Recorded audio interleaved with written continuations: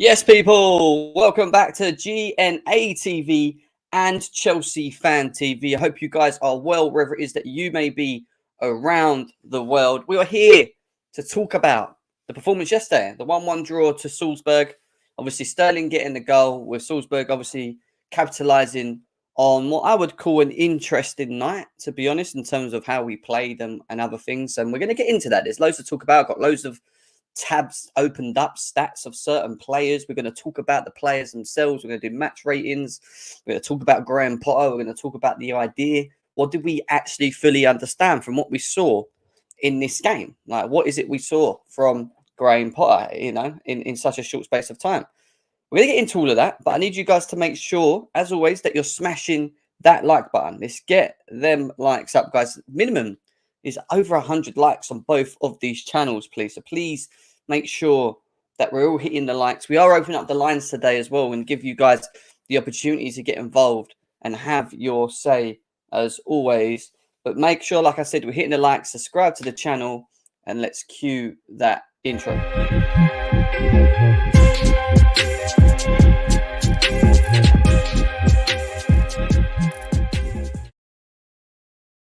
Yes, people, welcome back to GNA TV and Chelsea Fan TV. I hope you guys are having a lovely day, as always. I hope you guys are well. Lots to talk on, lots to discuss, lots to get into, lots to maybe question again. Going to talk about the game, lots to get into again.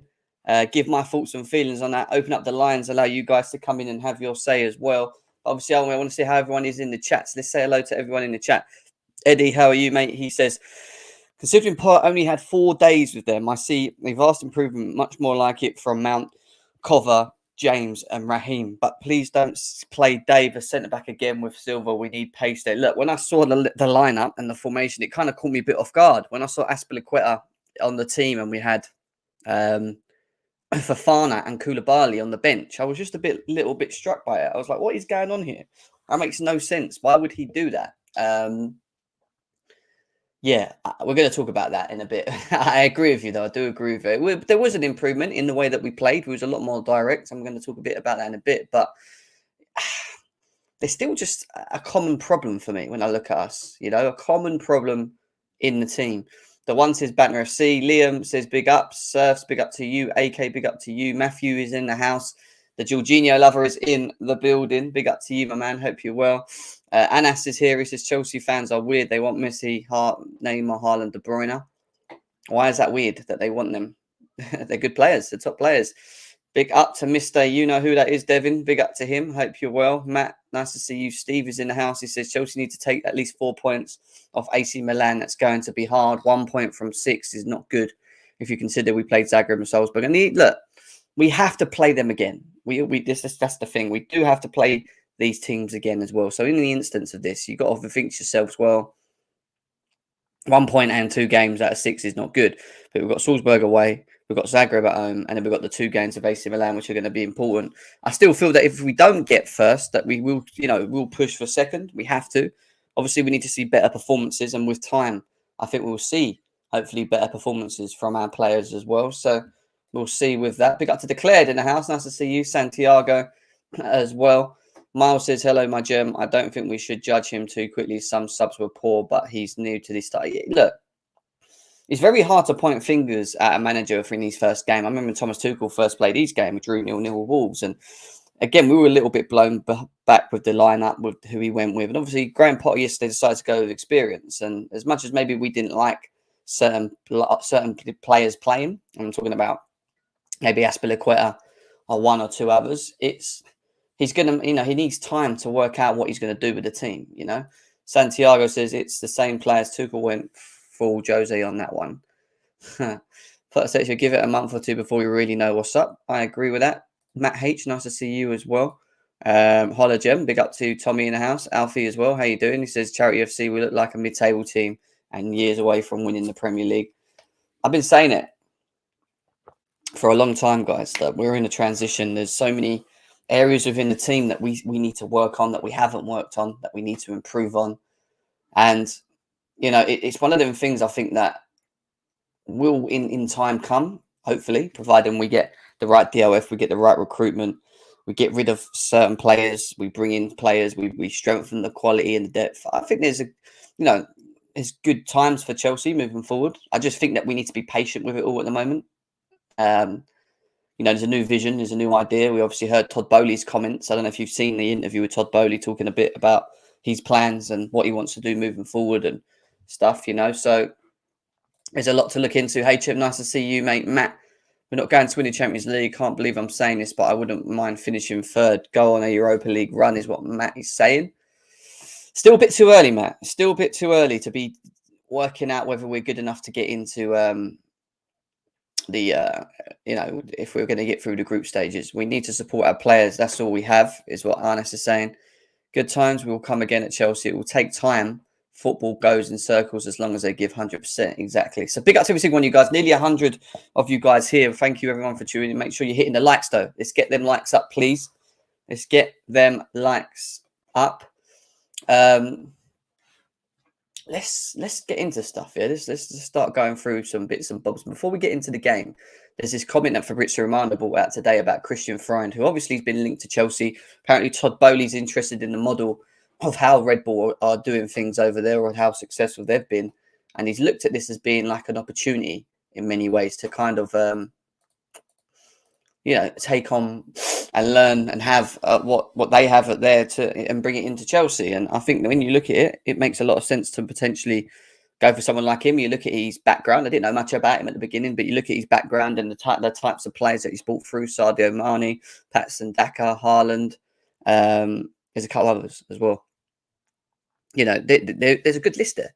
There's a good list of quality there, players that maybe weren't world class, but were made world class once being bought by the bigger and better teams, So, it makes sense why we may be going down that route. There's also still talks about Luis Campos coming to Chelsea as well. Maybe that will happen at a later stage as well. So we have to wait and see. But, he goes on to basically say that we spoke a lot. They wanted Tesco. New owners are interested in how we do things with young players, but it's normal to have these conversations. So he's not ruled it out. He's not said that he wouldn't like the idea of going over to Chelsea. Whatever the vision is that Todd Bowley's selling to obviously Graham Potter and others is something that maybe some of the biggest and talented people in their industries are interested in. And if you're a Chelsea fan, it's one of them things where I think we've got to be, patient with it all. I wouldn't say excited. It could be exciting, but patient to see what the vision is, Am I muted? I ain't muted. I'm fine, mate. I'm not muted. Chelsea Blue says, welcome to Europa League. It might be just me, but I thought that the last 15 minutes last night was one of the best I've seen for the past couple of years. I think everyone feels different to yesterday's game. And obviously we're going to talk about yesterday's game into more depth now. And we're going to go through some of the little tabs that I've got above, and we're going to talk about them incidentally. And then I'm going to talk about the game as well. So you look at the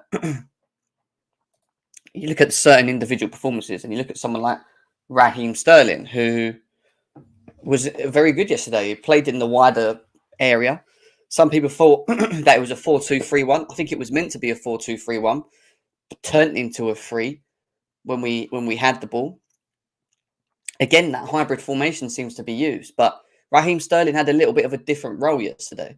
He was asked to be told to hold wider on the pitch to give us more width, but also to be more direct from that position. I think when you look at how he played yesterday, he's one of the players that I thought had a very good game. And if this is what Graham Potter feels is the best way to get the best out of Sterling, and from what I've seen, it seems like he's picked up on it as well. And I think this is a good opportunity for Raheem Sterling to really shine in this system. A little bit early in times, but I do think this is good. And when you look at his stats yesterday, played as a wide left wing, 1 goal, 52 touches, covered a lot of the ground, 100% shot accuracy, great finish yesterday by him, 83% pass accuracy, 1 chance created, 2 passes into the pen box, and 3 runs into the box as well. He was very good. And even though we drew the game, shouldn't have, And It's going to be interesting who he plays in and around him, because we saw Havertz, we saw Mount, we saw Aubameyang, who didn't look sharp, to be honest. I don't think he's fully there yet in himself. But you can get kind of an idea of what he wants to do. We saw Broja come on a bit later, who I thought played quite well. I do think that he had some good chances in the game. Maybe should have took one. Pulisic, Ziyech, we'll get into them later. But it's going to be interesting. I'm really interested to see how Graham Potter utilises Raheem Sterling in this Chelsea system. Opta Joe also comes out saying that Raheem Sterling has now recorded 250 goals plus assists in all competitions, club level. 158 goals with 92 assists. Liverpool with 23 goals and 17 assists is what he had there. 131 to 74. And in Chelsea, he's got 4 goals and 1 assist at the moment, you know. Not bad. Not a bad start for him, don't get me wrong. It's going to be interesting to see how Potter gets in with him as well. But we're going to move on to some of the other players. And some of the other players that have been criticised heavily on social media recently is the likes of this player, Mr. Mason Mount, who, let's be serious, in the last couple of games hasn't really played to the top of his level, should we say. You know, he seems to struggle. He's disappeared in games. He's not been himself.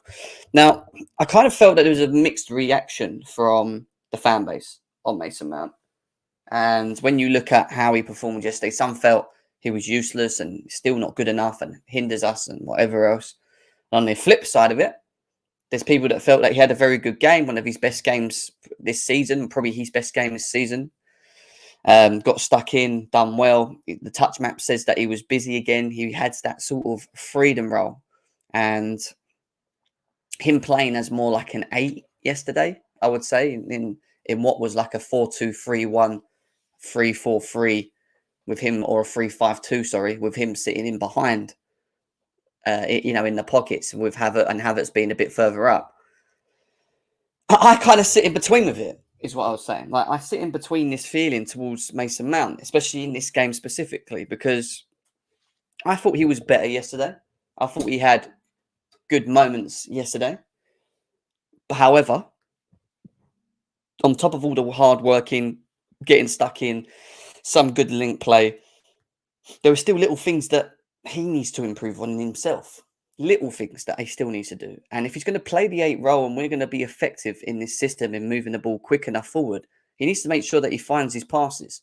Because yesterday I felt that a couple of times he picks the ball up, he turns around, he looks in front of him. Sometimes he looks down too much, needs to look up a bit and release the ball quicker. When he does sometimes release the ball quicker, it can be not a great pass. It can be a little bit, you know, a little bit shady, you know, etc. So, like, for me, it was a bit of a mixed performance. I don't think he was awful, like people saying, but at the same time, I don't think he was great. I just think he was better than what we've seen or have seen up to this point. But again, it's very hard to talk about players that have got a new manager that are trying to implement his ideas in one game. And in one game, I think we have to understand as fans that we have to give it a bit of time. But the idea, what we should have took from yesterday, from what I saw, is the idea of the philosophy and what Graham Potter wants to try and do, which is different to the way Thomas Tuchel plays. And there was big differences for me in terms of how we played yesterday, even though we drew. And when we drew again, when you think about it, and I keep saying it's due to individual errors again. We keep doing that. It's not so much them scoring a great goal and breaking us down. It's just the lack of concentration, the lack of that movement, the run, the understanding of where to be. Like, we always seem to just have an error on top of an error on top of an error, and it's like it leads to our own downfall. And I'm never comfortable with us with a 1-0 lead ever. I'm just not, because we just have a tendency to just shoot ourselves in the foot.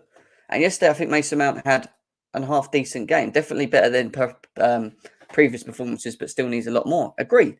I agree. I thought Gallagher looked livelier than the other games this season when he came on. I still have high hopes that he proves his worth. I think he just needs time. The problem is time at Chelsea is very limited. You can't always be wanting time. So you are happy without top 4?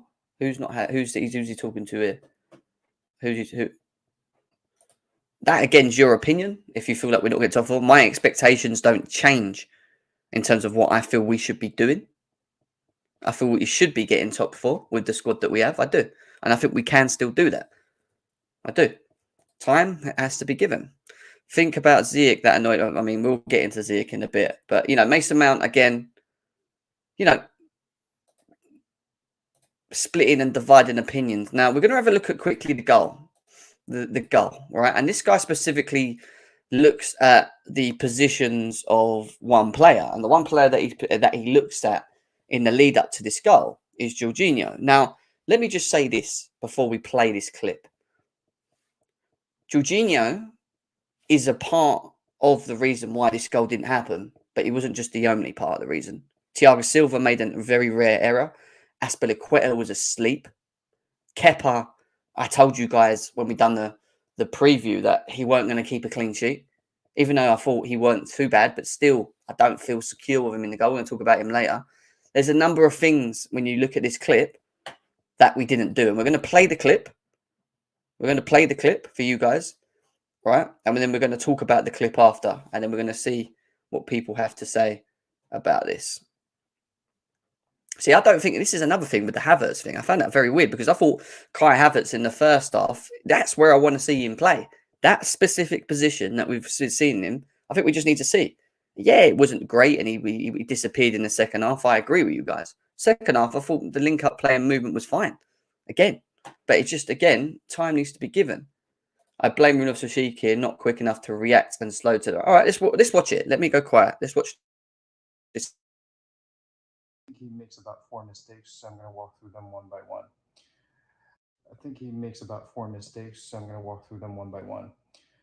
So we're going to lose the ball right now. So what happens there is that Jorginho actually is doing a good job because he sees that the Cucurella is in front of him and he's advanced. So the right wing was wide open. He closes him down.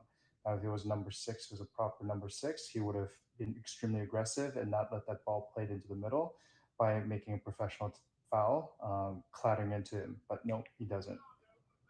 He lets it play. Mistake number 1, that was. And then so the ball plays, and now Jorginho is actually doing a good job playing as a left back, as he should, as number 6. He's on goal side of the right winger, so that's good. The ball is being played, he's ball watching, and for some reason, he thinks, I'm going to play it again, just let that play. And for some reason, he's doing a good job, and then he thinks that he should be attacking the ball. So he loses his men, and he lets him run past. So that's the mistake number 2. He should not be here attacking the ball. He should be following that man, and that would not let the Thiago Silva make up for his mistake, which he does later on. Tries to make a tackle, he doesn't. The whole time, by the way, he's actually jogging. And he realizes, so he sprints. Now, what baffles me is why does he stop sprinting? If he kept sprinting, because he's not an athlete, if he keeps on sprinting, he could actually reach to actually block off the passing lane that leads to a goal. But he doesn't. Declan Rice would definitely make that interception. He'd probably dive through and then off the ball to a corner, but he doesn't. It was just literally inches away from him, but he doesn't because he's not athletic, he's not committed, and he complains.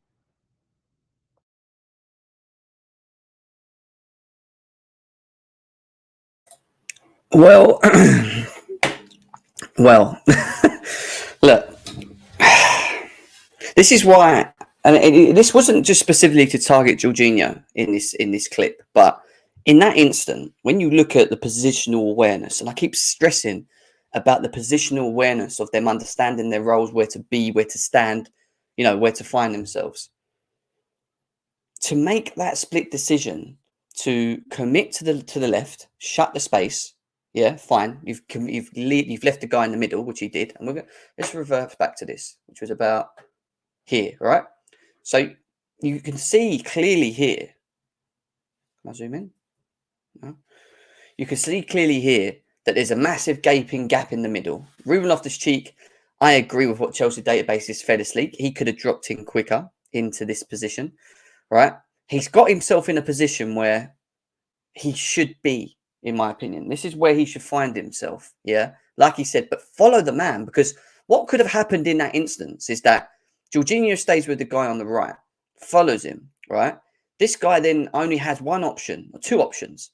He either plays the ball over to the left, to where Azpilicueta is, where this guy's got his hand up and tries to swing it round so the ball kind of swings into that gap, which maybe then Kepa could have committed to, yeah?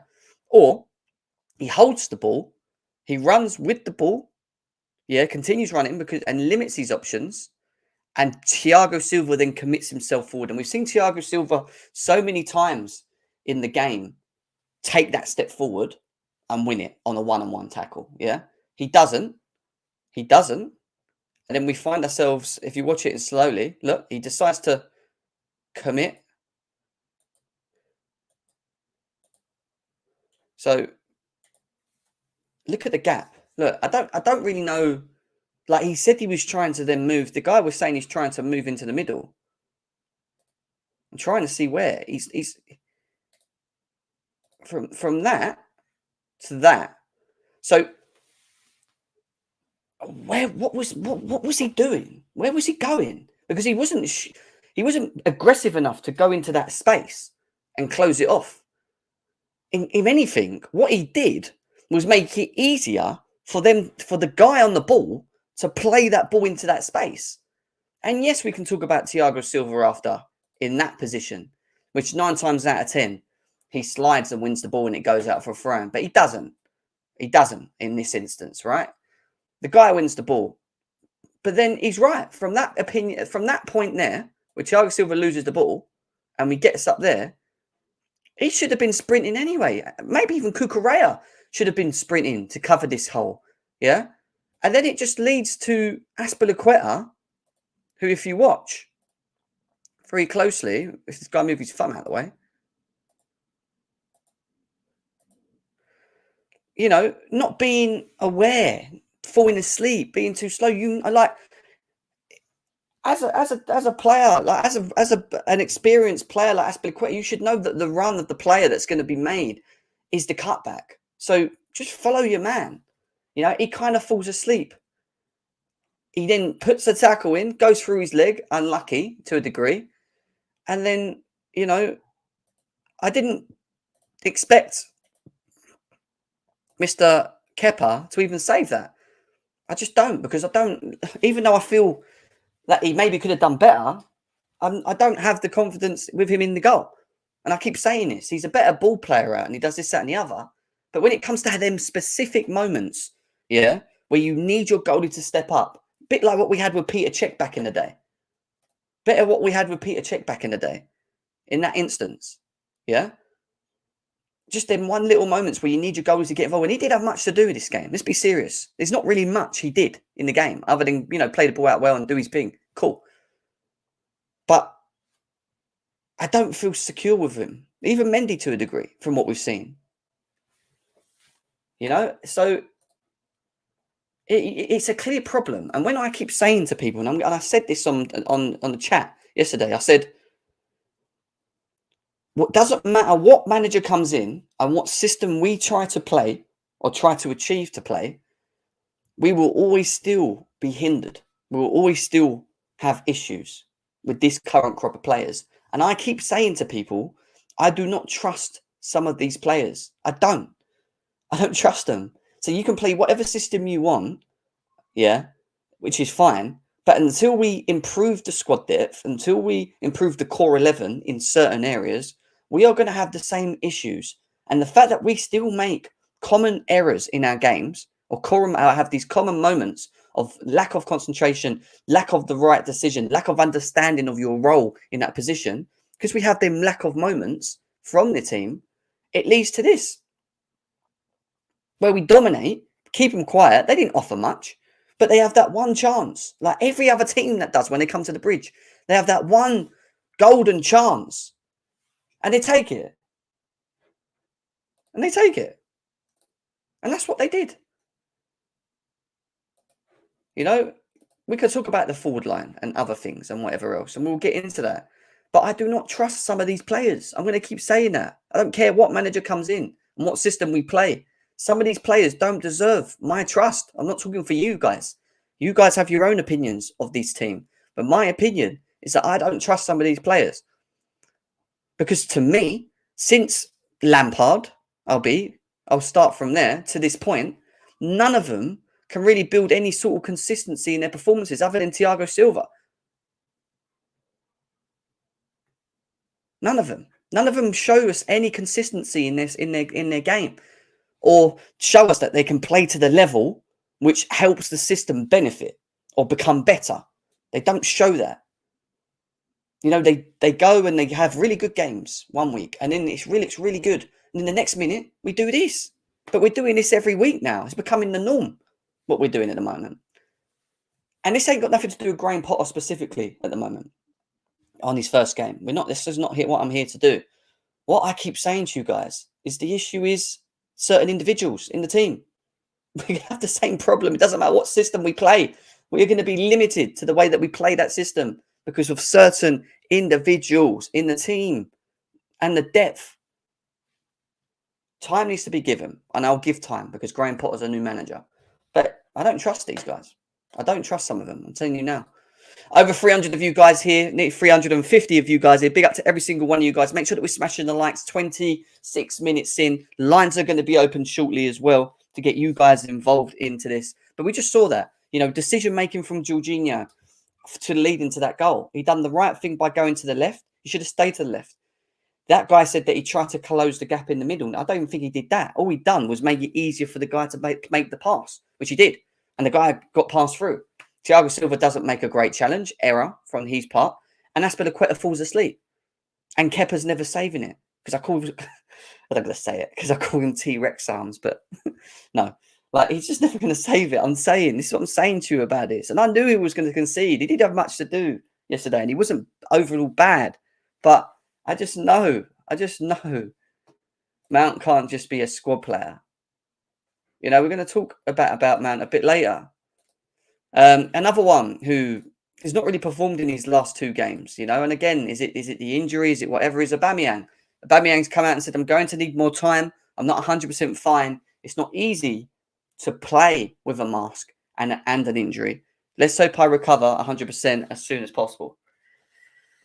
I don't think he is himself at the moment. And when I watched him yesterday, I feel that he's holding himself back a bit. He says injury. Why are we playing him if he's carrying an injury? Has he got some sort of injury elsewhere other than his jaw? I mean, he's not enjoying the mask. You know, there was a moment yesterday where the ball came in the box and he maybe could have headed it, but he didn't. You know, he's slightly hesitant in his game. He just needs, again, you know, I'm on the fence with this guy. When he came to Chelsea, I was never sold on Aubameyang to Chelsea. You know, he could work and he could score goals. And in what Potter's trying to do, and we're going to talk about the Potter system very shortly. We're going to get into the Potter system. It's again a thing of that time's going to have to be given, you know, and we've got to stop being reactionary. Oh, get rid of him, do this, do that, this, that, and the other. We've got to stop that for a second. Even though that I feel some of them players or some players deserve that. Don't get me wrong, what we do. Others that have only been here 2 seconds, we're going to have to give time, you know. And Aubameyang, Broja, you know, they need time. I think Broja deserves some more game time, personally, from what I've seen. And if Aubameyang isn't ready to start games, start Broja. Start Broja. You know, he looked sharp yesterday.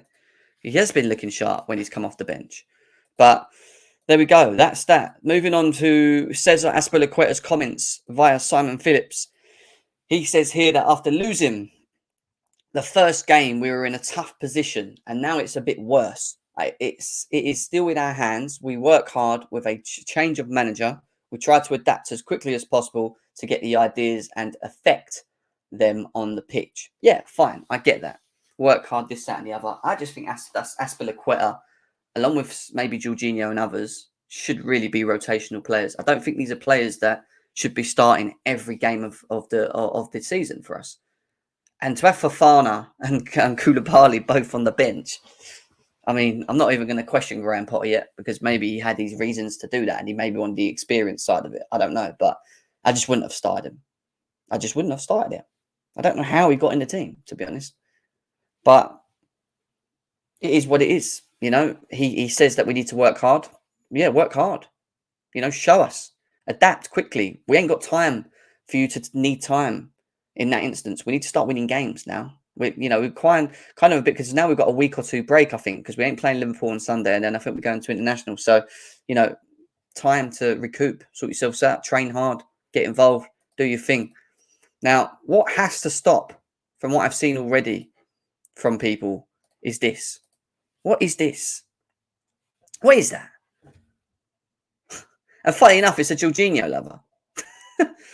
It's a Jorginho lover that's done it. 0 credentials, 0 experience, 0 trophies. We are Chelsea. We do not want you. Potter out. Is he serious? After 1 game? That is what you call, my friends, reactionary. That is what you call reactionary. That needs to stop. We shouldn't be doing stuff like that. Like, calm the hell down. Do you know what I mean? Like, yeah, you're right. He's got 0. I would say he's got 0 experience. He's got experience now for being a manager, but not loads of experience. He hasn't got no trophies. He hasn't got the credentials. He hasn't. It's cool. He's right in what he's saying. But to put her out already without giving the guy a chance is ridiculous. Jim, we have new players. We have new players in. They've got to learn to play. Now we have a new manager with new ideas. Dave, maybe club captain, but we all get old. I thought we played well, but missed a lot of chances. Same old story, isn't it? I feel ashamed of some of these Georgie stands, is what Matt says. Matt, we're going to talk about Kepa soon, mate. We're going to talk about your love. We're going to talk about your love in a bit. You know, it's a bunch of little kids. Yeah, I'm not even going to entertain it. You're right. You're right. Now let's go back to Cesar Azpilicueta's comments after the game. Listen. I think the atmosphere from the fans was amazing. They were behind us, knowing that we were in a difficult position, that we need to stick together. I think that that was very good to see, because we need in these moments stick together. We know that fans want to win, the players we want to win, the staff want to win, and that's where we have to keep the strong bond and keep fighting together. And of course, on the team, everybody wanted to show from the beginning that we wanted to get the 3 points, and we are disappointed that it didn't end up with the win tonight. I think the atmosphere from the fans was amazing. They were behind. There you go. In many ways, he's right. He doesn't look too happy about the overall performance in himself as well. And I agree. We need to see better. We need to see more, you know, and time will tell. But guys, I need you to smash this. 330 of you guys here. And I'm looking at 37 likes on both channels. How the hell have we only got 30 likes on both channels? And there's over 300 people here. All smash the like. If you've not hit the thumb, please hit the thumb now. Please hit the thumb. Let's get this to 100 likes as quickly as possible. Come on, guys, man. Please, thumbs. Hit the thumbs now. Hit the thumbs now. How can we have nearly 400 people here and only 30 likes? You just want me to stop doing this? So I just stop doing these shows completely. So I just stop doing them. Like, come on, guys, man. I know you probably just forgot to do that, but big up to every single one of you guys. Come on. Do not forget to hit the thumbs, man. Hit the thumbs. Let's get this over. Let's get this up to 100 likes as quickly as possible. We're opening up the lines very shortly, actually. That's the one thing we will be doing in a bit. Now we're going to move on to the countering, the Potter-esque. What is it that we've seen in such a short space of time under Potter? Well, look, this is part of what I feel we are going to be seeing more of. Part of what I feel that Potter wants to do moving forward with this team and how he wants to play. We're going to look into it right this second. Let's get into it, shall we? Let's get into it. Now, that right there is really good football. That right there, being progressive, quick, coming from Kepa, quickly rolls the ball out. Broja with his speed, getting at the pitch. Now, it'd be all right. It was only a couple seconds. It'd be all right. Plus, there was no logo at the top. yeah, what I was saying, that type of football there that we just saw in that small clip there was great. Moving the ball progressively, quickly, direct, running into the spaces. Now I keep saying Graham Potter's style is to be running into them pockets of spaces, getting the balls played in quickly. That's something that I feel he's going to want us to do more of going in. And that was a little glimpse of what I think we're going to be doing moving forward and what they're going to be working on in training. And that in itself will create more spaces, and that will allow the forward line more chances. But then it's going to fall down to the forward line to take them chances. That is a question mark in itself that we need to wait and see as fans. Confidence comes when we're playing well and systems are working from players when they're in front of goal. So once the system starts ticking and they feel comfortable in that system and the balls get whipped in, yeah, he just threw the ball. That was it. He just rolled it 2 yards out quickly. Yeah, good, quick thinking. I'll give him that. I did, however, what did I say to you, Matt? I told you he was going to concede a goal, mate. I just still do not trust him for most of the game. Honestly, Jim, Ziyech is playing against us. I swear. We're going to get into Ziyech in a bit as well. Yeah, but that's the counter direct football that we want to see. That's what we want to see from our club. I can't understand what is wrong with Kai Havertz. He seems to have the talent, but it's very. See, again, with Kai Havertz, if he's going to play, he has to play in this role for me. He needs to play in this position specifically that he's playing in. And he's on small time. I get it. He needs to make it work. I think this is if we're going to get the best out of him in himself, that is where he has to play. People want to know what the idea was of what we were trying to do. Well, there you go. That was the manager's printout, 4-2-3-1. 4-2-3-1 is what he wanted originally, with Azpilicueta and Silva at the back. But when we were having the ball so much, it turned into a free because Reece James was so far up the pitch. Azpilicueta pulled out wide, Silva sat in the middle, and Cucurella sort of held himself back. And that's why I feel Raheem Sterling was used more as a winger, with Mount pulling more into the middle and Havertz then joining Aubameyang. It kind of alternated in the way that we played. And it's going to be really interesting to see how quick they pick up on this. And I really want to see maybe the likes of Broja given an opportunity in this team as well, But 4-2-3-1 maybe be the way forward. I'm still not sure that we have the players to do it. However, we'll see. We will see. Chelsea database with some of the breakdowns of the game yesterday, match stats. What were your thoughts on the game? Well, here we are. I mean, Chelsea 66% to Salzburg's 34, 84% pass accuracy, 16 attempts with only 4 on target. They had 4 attempts with 3 on target. They only had 1 off target the whole game. And you look at Ange, and that's pathetic. I'm sorry. That's embarrassing. Yeah. And do you know what's mad? Because Chelsea database came on, he commented on something that I put up yesterday. And one of the tweet that I put up yesterday was Salzburg had more shots on target than us, just says it all. We're in the mud. And yesterday, that's what I saw. It was embarrassing. And he says, what's even worse is that we had a clear chance that wasn't put away. I think it was Ziyech. It's true in what he said. We had 16 shots and 4 on target, guys. I'm sorry. That's pathetic. That is pathetic. At least an 8 or 9 on target, minimum. Too many shots off target for me. Them with their 4 or 3 on target just really made us look pathetic in the game. Again, I'm not going to sit here and judge Potter too much. I think it's only one game in. I don't think we can sit here and start moaning about how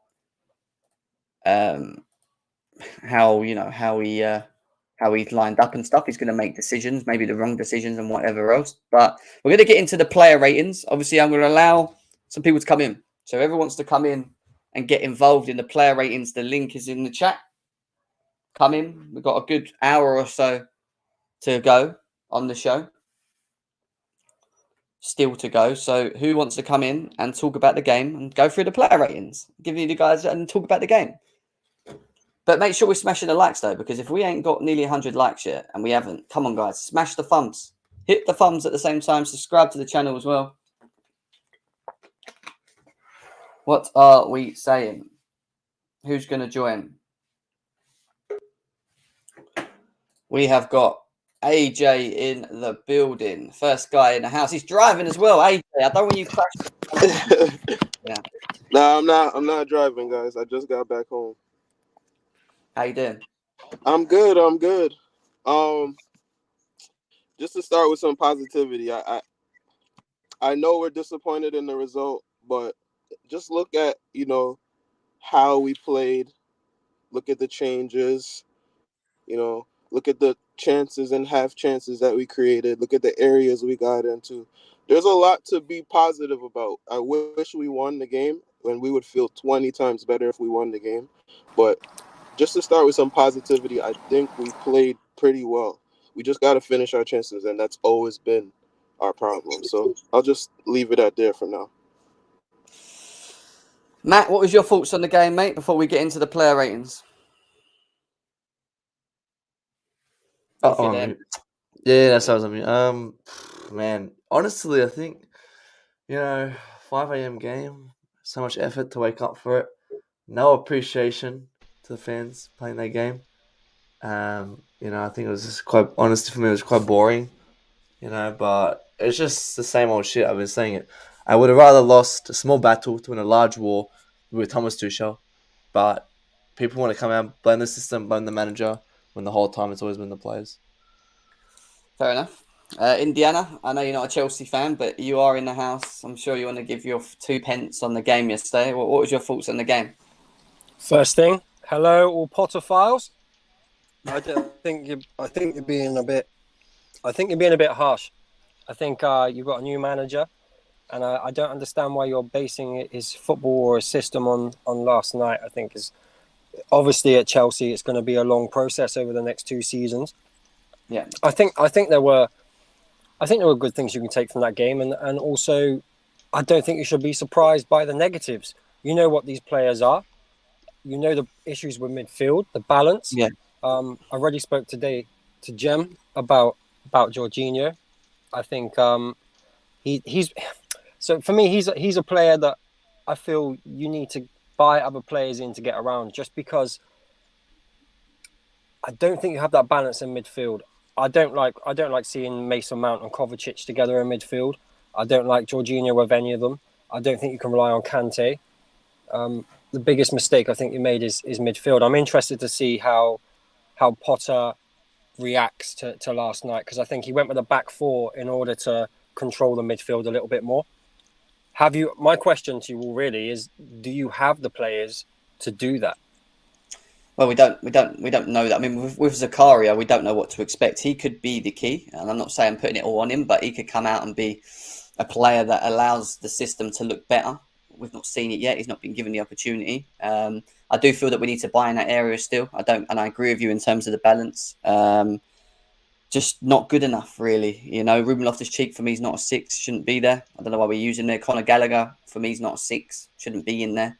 In my opinion, these are players that are 8s and should be playing further up the pitch. So I think it's going to be interesting to see what Potter does with that midfield. And Kante, I think trying to get Kante back and fit and maybe on a rotation basis might be important to the way we move forward as well, especially this season. But Declared, what are you saying? Big up, everyone. Yeah. Big up, mate. Probably similar points to what you guys are saying. I think the people that actually were really happy about the outcome of how we ended up with Potter thought they were going to get a new system change, players playing in their position, with little to know what Potter has done at Brighton. I mean, something I'll bring up is that, and it was interesting the way he played because it confused everyone, but it was 3 in the back still. Sterling was more of a wing back, kind of something he did with Trossard. And a lot of the same problems happened again. A new manager didn't change anything, right? Mistakes at the back and being toothless in attack. That has been our problem since the start of the season, and you could say even last season. Do you know what I mean? So it's just like Indiana said, it is his first game. Maybe Potter might have a different idea, way of playing, but he didn't want to change it too much, so he done something similar. But having said that, this is something he did at Brighton. So I think this is maybe the way we're going to play, and just hopefully it gets better. Like, I mean, when you're looking at that video, I mean that people are pointing fingers. All that's how Twitter's been. Everyone's trying to blame Aspie, Jorginho, Mount, Havertz. Everyone's just pointing fingers. But I mean, that game, it's the same problem we've had. I was expecting Aubameyang to start scoring. That didn't help. And then, I mean, even our best defender made a mistake in that goal build-up. I mean, Silva didn't need to slow tackle. That's probably why those players weren't at full sprint, because it was his job just to hold it then and let everyone get back. So I mean, there's errors on the highest level on our best players, and we're getting punished for any little mistake really, and we're not scoring. So I'm not sure. I can't. I'm just hoping it clicks, and all I can say is the defense. The defense gets more solidified, and then we actually start scoring. And the scoring part is the one I'm nervous about, because that might be a whole issue in the whole season. But the defense one, I think that will come together. So at least we won't cop as many goals. So it's gonna get better. Well, that's the thing, and there was some good things like what Indiana said in yesterday's game, in the way that we played, specifically in the first half and moments in the second. But maybe time needs to be given to see specifically what we do. I think we are a lot more direct. We're progressive. We're trying to do things a little bit different, especially different in the way Tuchel was doing things there. So I think time just needs to be given to see how it goes, and it's very hard to judge a manager on that. The only thing I would say is that the decision to maybe play Azpilicueta over maybe Fofana or Koulibaly was a bit of a weird one for me. And we're going to get into, obviously, the players in a second. So, and can I add to your point, Jem, about being direct? Yeah, that's a good point too. My issue was that it was great we were direct, but we're almost, like, it's probably that question of probably you brought up before, and a lot of people brought up, that creativity. We were direct, but we were almost predictable, if that makes sense. Yeah, they're defending pretty easily against it. Yeah.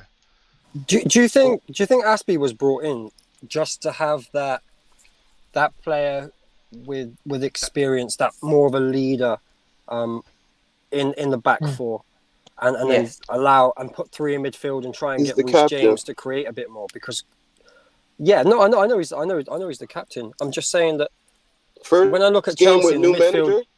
Got to start the captain. He can't. That's controversial. If he doesn't start the captain first game of the new era, it could be and it could not as well, because I don't know.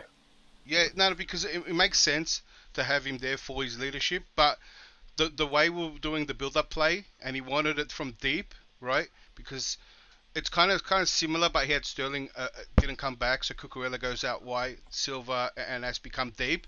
So Aspie is very good on the ball, and I think he just wanted the best defenders on the ball in the centre back roles. I think maybe that's how he might have done it too, or it could have been just for his leadership. It could be both, but I can see there was that ball playing ability factor in it as well, on the way he wanted to build up. Let's get, because I want to get onto the players in a second. So let's quickly go to Hassan. Hassan, thoughts on the game, so we can get onto these match ratings, mate. Can you guys hear me? Yeah, loud and clear. Yeah. All right. I was just having some issues with my mic earlier, but with the whole Graham Potter situation, I thought the game itself, there was good bits and there was bad bits, and as always, I don't think we should properly. I mean, besides the emotions and little agendas and question marks I have of Potter, you can't really judge him based on one game. I feel like the only time you should judge him is when, you should have judged him is where it was the part where he could have played Koulibaly or subbed in or subbed off Aspie as second half, maybe, because we all know here that Aspie can't play full 90. He starts to get a bit sloppy around 50, 60th minute. I think the thing is, though, like, he's learnt it the hard way, but it's at the early stages. I'd rather be in a Champions League game than a league game, because let's be honest, our fans right now, priority should be getting top four. And doing this sort of stage don't really matter, because we're not going to win the Champions League. Let's be honest with you, like, our hopes are already gone straight out the window. and we're probably going to get knocked out around the 16 if we carry on. But yeah, besides the whole question mark of him substituting players when they should have been, I think we were a lot more direct. Yeah, you could argue it's manager bounce, but to be honest, Jem, I just don't trust these players. Like, these are the same players that have been throwing managers under the bus when they need to. And there's question marks, but you know what? I trust Bowley. Potter's Bowley's guy now. He's probably likely going to sit down, whether it'll be a D or F for him himself. He'll say, Potter's the guy now. If you got a problem, you're out of the door. For Potter, I just want him to implement his plans and get rid of toxicity from the club. And based on what's it called, Bowley's past records, I looked at his Dodgers managers. That guy's been there since day one, and he's lost like 3 World Series at the start. That's like 3 UCL finals in football terms. And he's still there, and he's won the UCL equivalent in 2020. Based on track record, I think Potter's going to be here long term, whether we like it or not. All right, so I hear what you're saying. I was just, funny enough, I was watching some clip of Mason Mount, like a comp clip of his game. It makes it look like he had some. I mean, look, I don't think he had a bad game yesterday. Some people may feel he did, but we're going to get into him in a second. But let's get into Matt's love Kepa in it, because we might as well. Look, I don't think he had much to do yesterday, if I'm honest opinion. I thought he was quite quiet, but when called upon in that moment, he doesn't make the save. Fair enough. Some people might say he couldn't have made it or whatever else, but it just goes back to what I say about the whole thing of, yeah, it's good having him in goal for the ball movement and stuff, which he did. He nearly fucked us up in the first 5-10 minutes when he passed it to Jorginho from about 2 yards out. But he didn't have a bad game. He didn't have a bad game, but I keep saying it. I don't get the whole when Peter Cech was in goal, for example, and we'll be winning 1-0, and they'll have that one chance, and then he'll make that one great save, and that's the difference from 1 to 3 points. Like, I don't get that with Kepa, because I just don't think he's that type of goalie when I look at him. And yesterday, I think he wasn't bad, but he wasn't great. But in that instance where they did score, and it wasn't a great goal, it went through Azpilicueta's legs, and it wasn't like in the wide corner of the net. It kind of went under his arm because he's dived and it's sort of gone under and it's in. I don't know. Maybe he could have done a bit better. Maybe he couldn't. But at the end of the day, I'm not going to sit here and blame him for the goal, because it's not what I'm doing. But I just expect sometimes more, just because of what I've seen in the past of my goalies, if that makes sense. And Mendy's not now starting to not do that. And Kepa's come in and he's going to be given the opportunity. And I just feel he needs to be a lot more important, So for me, I'd probably give him probably a 6, probably is what I'd give him. AJ, what you saying? You see, me, I'm not the biggest fan of Kepa, but I do think he can, he's a decent shot stopper, but when it comes to anything high up in the net, he has difficulty with it. So I've always been kind of shaky on him. And then I think his use of his feet is overrated as well. Like, everybody's, he's great with his feet, but I don't think he's great with his feet. But he's better than Mendy with his feet. But yesterday, he didn't have too much to do. And I think there were moments where he came out and covered Thiago, and just he had good moments. But in that shot that went in, it trickled in basically. It's tough for him to save that because it's so close. But he could have saved it as well. But overall, like you said, probably a 6. He didn't have too much to do. Yeah. He didn't really make a mistake. It was just a regular game for him, really. It's hard to assess him. I think it's hard to assess him when he didn't really get. I mean, they had 4 shots the whole game. Do you know what I mean? One of them was a good save. I remember him getting down on his right, but one of them went in, and the other 2 I can't even remember, to be honest. But I mean, it's hard to give him a judge. But Matt, what are you saying about your love? From an unbiased Kepa fan, I think he was quite good. He was. Second professional game in 6 months. I'm an unbiased Kepa fan, and from you're not. I think most biased Kepa lover. Yeah, go on. Anyway, the thing is, I think with that goal, it was it was an easy save he should have got. I agree. But there's a lot of other factors to consider it. Like, I think he assumed Azpilicueta was 21 and could defend. And I think he took that to a bad judgment. And that's why I criticised Kepa on. And you could tell from his reaction, he was very upset that he didn't get it. But I think otherwise, he was quite confident. And that's what I've always liked about my keepers, have the confidence. You know, I don't know if you noticed, but like you'll see him kind of step out away from the goals. And my heart would drop. But then I realized he has the confidence to step away from the goals, to collect the ball from far away from the goals. And that's what I like my keepers. The thing with Mendy is, he can't do that. He has to have confidence. And that's what we try to use Kepa for, to give Mendy more confidence to come back. He did. When you called him world class a year ago, he did. He did. You called him world class. You called him world class, and he never performed again. That's it. He dropped.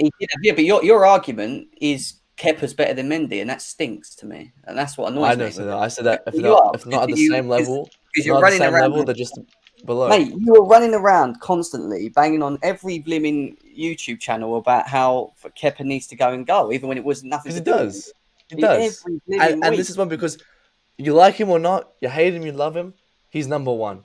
Graham Potter is going to use him as the number one keeper. I don't hate Kepa. I just don't think he's the goalie. Well, you're comparing him to Czech. Even Jem, I've never ever compared Kepa to Czech. I think that's a disgrace. You compare him to Czech. Right? You say I agree with that. When you see Czech make that shots off his save, yeah. No, I didn't compare him to Czech. I just said I want my goalie. Because you said Czech. Your goal. Yeah, okay. I want my goalie. Use Czech as an example. When my goalie's not busy, I want my goalie when they have that. When that team has that specific moment in games where they will have that one moment or chance or two, to just step up and make that save. That's what I want. I want that. I mean, he did it at Zagreb. Like, again, we could have been 2-0 down. And then he steps up. Like, I get your point, what you're saying. But, like, he does do that. But you're comparing him to a world-class keeper. The thing is with him, as I said, that, you know, it's the reaction to his mistakes. Like, he can be a good goalkeeper. Remember, it's his second game in 6 months. You guys will come sit here and give players like Werner 15 years to adjust when he had 1 week off. You know, like, it's his second game. Using him more. And Graham Potter is now going to be with him for 3 whole weeks. Because the guy's not going to Spain, I don't think. So now he's going to get more time under Potter. Potter's going to know more about him, and he'll start next game. Giving him more games, giving him that confidence that which he already has. And when he gets married, Jem, I'm telling you, this guy's going to be the new Czech when he gets married. How confident was he when he was awful? Where was his confidence? What, under Frank? Where was his confidence then? Where was it? That's the thing, Jem. That's the thing. Under Frank Lampard, he had zero confidence. Under Frank, he had zero confidence. That's why he was bad. And that's why I said confidence is key. That's why I said I've always said using Kepa will give healthy competition, best competition, to then give Mendy confidence. But you know, I don't think Mendy steps back on. But we'll see. We'll see what happens. One more question for you. Right. What do you want your goalie to be world class in the Chelsea team, or do you just want a top goal? Like, what is it that you're? Because you just said I want a world class goalie, but I think none of them can be world class. So then why? So. But I would rather start Kepa because he's a better fit for our team than anyone Mendy. That's my thing. Because I'm sorry, Jeff, you can't have a guy. Yes, he's a keeper, but if he can't kick a ball, he can't handle pressure. I don't want this guy on my pitch. Yeah, but I don't want someone that can't make saves. But he can make saves, like you said. He can't always make saves. The thing is, giving him more games, giving him, you know, again, Jalian, under new manager, he's played 2 games already, last 2 weeks. Giving him more games, giving him more time. That's the best thing for him. Every Chelsea fan will want this player to succeed. He's younger than Mendy, right? People just complain because he's on high wages, right? If he's on high wages, use the guy. He's been shit the first season. You know what it is? Because under Frank, he was shit because he had no confidence. Under Frank, he was shit because he had no confidence. He was in a toxic relationship. Now he's getting into a good. He deserves a chance at the moment because Mendy's not at the level that we know he should. Mendy's faking an injury. You know, Mendy's faking an injury. Oh, fucking hell, man. Has it got in that deep now about the whole Kepa thing? I'm so confused. Do you want to marry me or something? I'm actually invited to his wedding. Anyway, I mean, I was going to ask Indiana, but I don't even know if he even has a fault on Kepa because... anyway. Listen, as a Man United fan, long live Kepa. He's got the hair, bro. Long live Kepa. Keep that guy in the net. Save Mendy for a top club. Go and send him out to a top club. Hopefully someone buys him. He's a quality keeper. I actually really like him. You know this, Jem. But you can take him. Well, yeah, I'll have Mendy. No worries. Hey, That's listen, only 20p. I'll take it. Matt, 20 No P's. worries. I know how Sonny big Matt. club moves though, so it is what it is. You keep 20p. Kepa, you do that. Wes Henderson. I mean, I don't know why you people support players like Kepa and you know Because he's wearing the badge. Timo Why Werner. don't you support Mendy then? I do. Because I think I do, Jam. That's the thing. I've seen Kepa, jobbing Kepa will give Mendy more confidence. Healthy competition is best competition. Did you agree with Def when I said that? Mate, Basically, you've been you just poking can't at move him on. goals all day just to get Mendy injured, and that worked. I don't know why you not do this. It's mad. It's just Matt. Look, it's The very Kepa like, defense lottery league needs like to to die, find. man. Yeah, no, it's a very unique person here that you're gonna find. You can't find another Matt. I mean, Matt here is talking about like Kepa works better based on his blue balls or something. So you know when he gets married, he's gonna play better. That's Trust how me, declare when it just declared Bro, he's got engaged. listen, Look at him performing he now. he played 2 games, and he was called upon and failed. Like What do you Kepa failed? has He not hasn't- done he hasn't anything failed. special. Well, I thought he Again, could he have done played better 2 games in against this 2 game. low blocks. Give him a So big he game. barely saw the Give him more ball. games. It's his and second he game in copped- 6 months. Bro, he barely had shots on goal, right? And he copped 2 goals. What is it? Is What do it you mean by is it shots like on 4 goals? shots on goal, 2 goals? Does he have a Again, does he have a look at 50% the goals though. copper Declared. rate? There's context to it. I can say Thiago Silva got bypassed 15 times. There's context to it. How many shots Look at last the night? times he Of got. course, there's context, but what I'm saying is that And Kepa. then fantastic See, save, look, bro. Zagreb as and much as Broja. Mendy made mistakes, right? Mendy has pulled out They had 4 world-class shots yesterday. saves. 4. By the way, Yeah. I just say 4 shots the whole game. But So it's not Mendy actually still the World pulls Cup. out.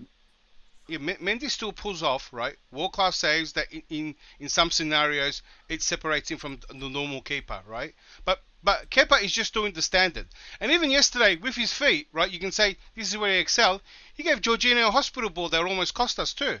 So he's not like foolproof as well on you know with his feet, not making mistakes.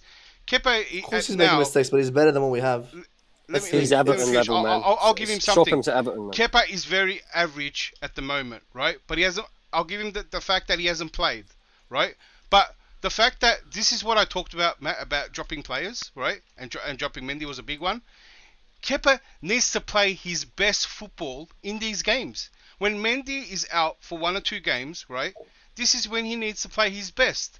This is when the guy needs to play his best. Not that he just he's doing okay, this that. No, you need to see the best Kepa, because this is where he's going to get his little chance to show the new manager, right, that he should be picked over Mendy. So if this is the best of Kepa, and I'm not talking about like when he has sometimes games. If this is the best he's going to give us, then I don't want to see his okay game. Do you know what I mean? He's not showing anything to get the spot over Mendy. What does him not playing games as a goalkeeper got to do with his ability to make saves? I just said it like he might be rusty. No, I'm rusty. How can you be rusty? Yeah, like when you don't play for a long time, you're not.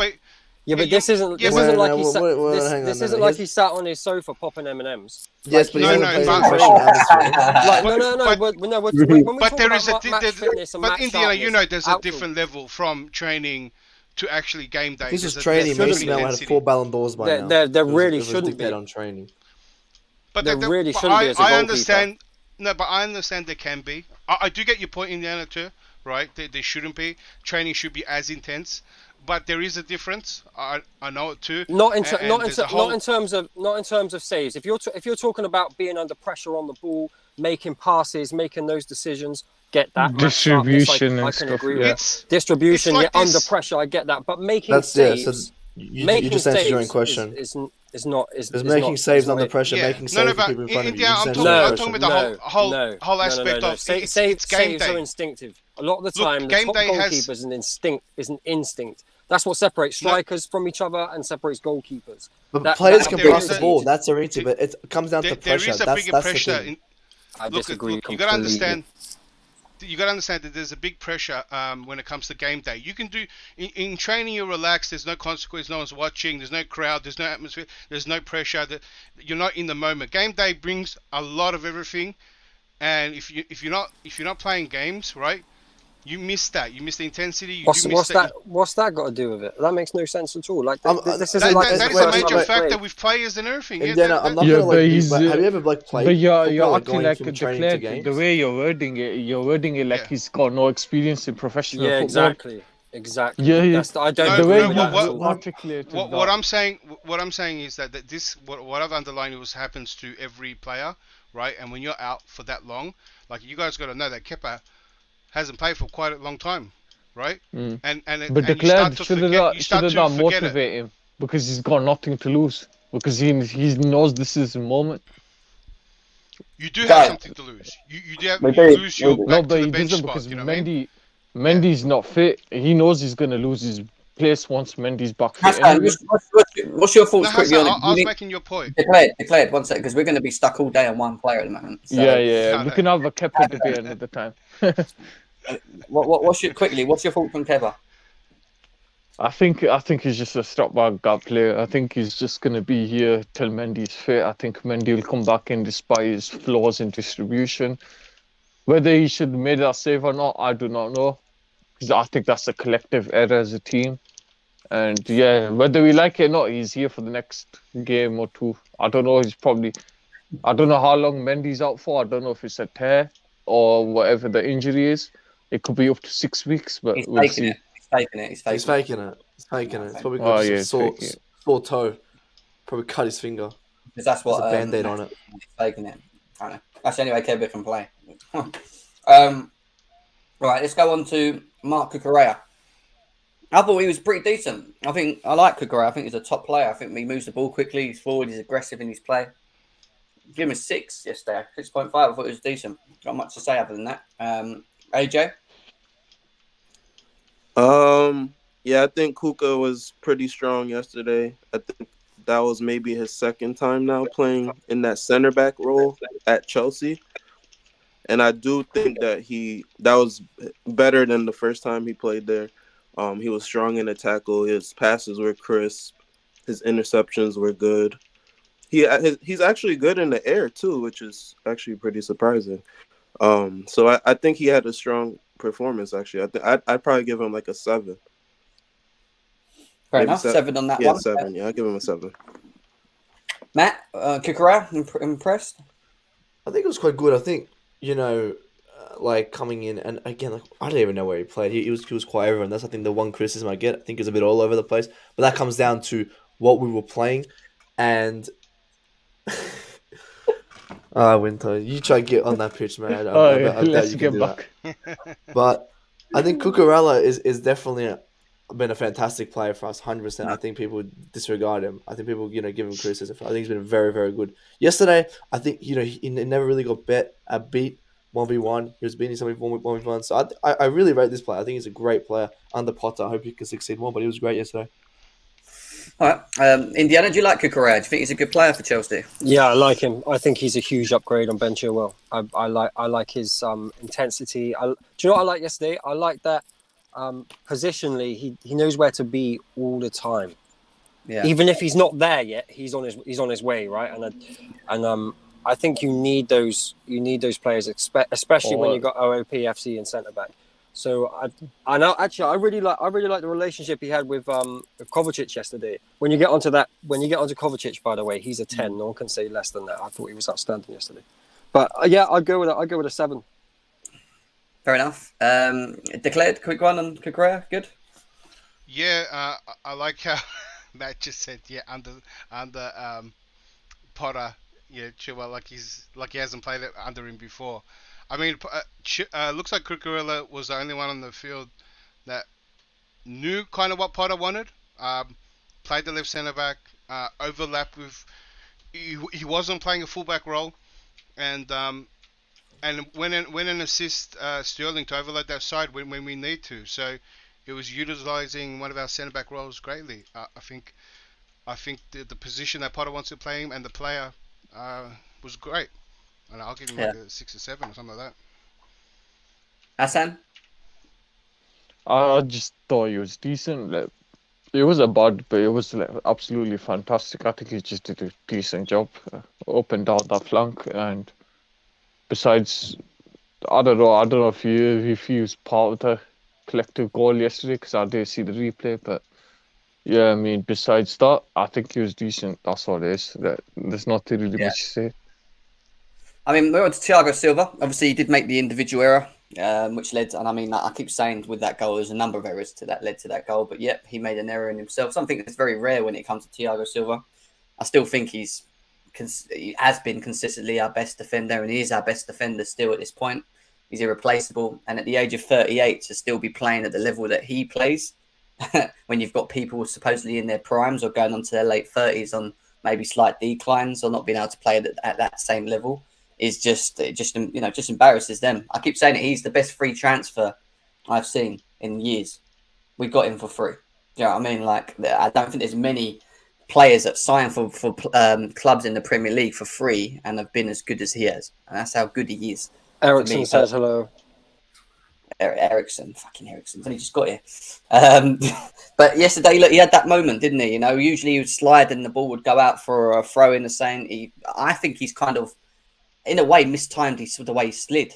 And he slid and he's mistimed He's it. just too old, man. He couldn't. He reached with his toes. It was his toes. He didn't get full contact. No, Indiana. There's so many times, mate, where he's been in that position, left alone with very quick players, and he's dealt with them like nothing.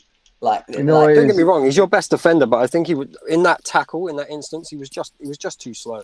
And it was the tips of his toes that caught the ball. Good tackle, yeah, great, but then he couldn't recover. Maybe to a degree. But yesterday, look, I'm still going to give him a 6.5. I think I just think he's great, to be honest, personally. But AJ, what are you saying? Just first of all, I love Thiago. I think he's still at this moment he's our best defender. But I also do think, going forward, he's probably the next one to be like dropped like in a big way for Potter to get his changes. But that's down the road. But yesterday on that tackle, it looked like his foot actually got caught up in the turf and he couldn't fully extend. If you really watch the replay, and you really gotta love the game to watch the replay like that, but if you really watch it, you'll see that his foot got caught up in the turf. I thought it was just a half-ass tackle. I mean, to be honest, I thought, it's one of them type of tackles where he just didn't want to try snapping the player. He just wanted to get the ball cleanly. I thought it was one of them type of tackles, like one of them soft tackles in a way. Yeah, like a more possession type of tackle where you want to keep the ball. But yeah, I mean, he did really make a mistake, and Thiago is probably good for like one mistake a year. I mean, but he's look at his age, but so I'm gonna strike something against him but he did, he moved the ball, he covered well, he won his battles, he did his thing. So just for Thiago, I'll give him like a 7, and I think for Thiago that's a bad rating because he's normally like an 8.59 like most of the time. So I'll give him a 7. But I do think going forward we gotta be careful because we do need like recovery speed in that area, especially with the way that Potter plays. So Koulibaly and Fofana are really gonna have to step up and just be prepared to step into that role because that's gonna be them going forward. Matt, I think we gotta be honest with our players as well. I think Thiago Silva mistake was quite a big mistake, but it's very rare that we see that. And yes, he's old, and the thing for me that's worrying is not him. I'm worried for when he leaves and what happens then because we rely on everything with this guy. He is an absolute legend at this club. He's been here for 2 years. He's an absolute star. But yesterday was fantastic. I'll definitely give him probably an 8. But unfortunate mistake. But we have to be honest with it. Yeah, fair enough. Indiana, I mean. What do you think of Silva since he's been at Chelsea? Do you think he's been... Because a lot of rivals thought he was just going to be pot average and struggle with the league and all this, that and the other. Like, do you think he's been really good? I think Indiana might be. So declared. Let's go to declared. What are you saying? He's too stunned to talk there. Yeah, look, I mean, by Silva's standard, wasn't the greatest games. But I mean, in terms of the build-up play and all that, he was solid. At the same time, didn't have a lot to do. but there's just because he's one of our favourites, people don't want to call him out for the big mistake that he did. That slide tackle, whether he got stuck in the turf or not, wasn't needed. He went for the spectacular, and in someone with his experience, I think that's all it was, because what any defender's meant to do in that moment is hold that player there. You don't need to go to ground. I mean, once he went to ground, it made it so easy, for that ball to come back into the box. All he needed to do was hold a little bit. There was players coming back. That whole 18-yard box would have been full of players that we got back, and that crossing would have been dealt with pretty easily, unless it was something spectacular. So even for one of the most experienced and legends of the game, he went for the spectacular and made an error there. And so that's why I'm going to give him, if I have to give him a rating, I'll give him something like a 5. The thing with me with all of that, and I put the video on, is that Jorginho should have just followed that guy. And what would have happened eventually is Silva would have just pulled himself forward to the ball and gone to the guy that had the ball and then shut the space. Does that make sense? But he didn't. Jorginho committed to go to that guy for whatever reasons and left the guy behind him, which then made Silva have to bomb across to try and cover the space, because he made it easy for him to pass the ball into that space in the first place, which is what we saw. Yeah, and how that all turned out, right? And Silva's gone to cover, which happens, right? And they're all on the same page that what I described is what Silva was going to do, or any other. But if it was any other player that was there in Silva's position, that's what they were going to do. So that's what they're thinking is going to happen, and they're coming to back him up.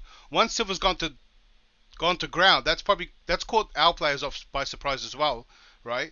And there's that little, I don't know if you saw in the video as well, if you played in full speed, there's that slowing down a little bit, and then in the full sprint, like the urgency afterwards, because they weren't on the same page. I think the slide tackle caught our players off too, but it's just, it wasn't there to be done, but it kind of sums up how our defense has been for the past few games now. What was that? The same player that?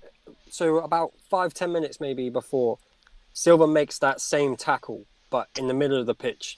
Do you remember? He comes out and makes that slide tackle. Yes. And wins the ball. Was it the same player? Yes. I don't know. So he's gone into that thinking, I'm going to win this ball because I've done it already. In the park, it looked like I don't know if it was tiredness, but it looked like Silva didn't want to race. No, I don't know. It's age. Jem, can you play replays on the channel? I don't know if you can.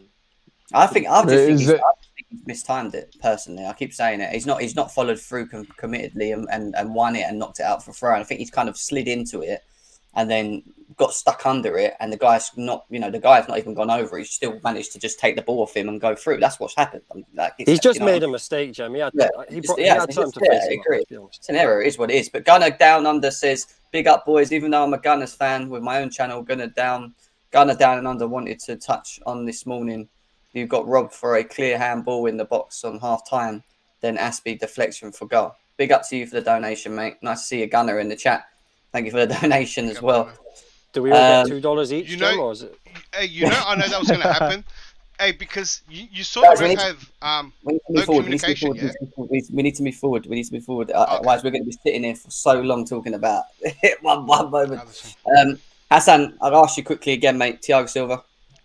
I'm going to just say this. He's been good, bar that mistake. If that was Christensen or Harry Maguire that did that, we would have ripped into him. But because it's Thiago Silva, it's been all right for us. We're just going to allow it this one time, and it's kind of rare for him to do that.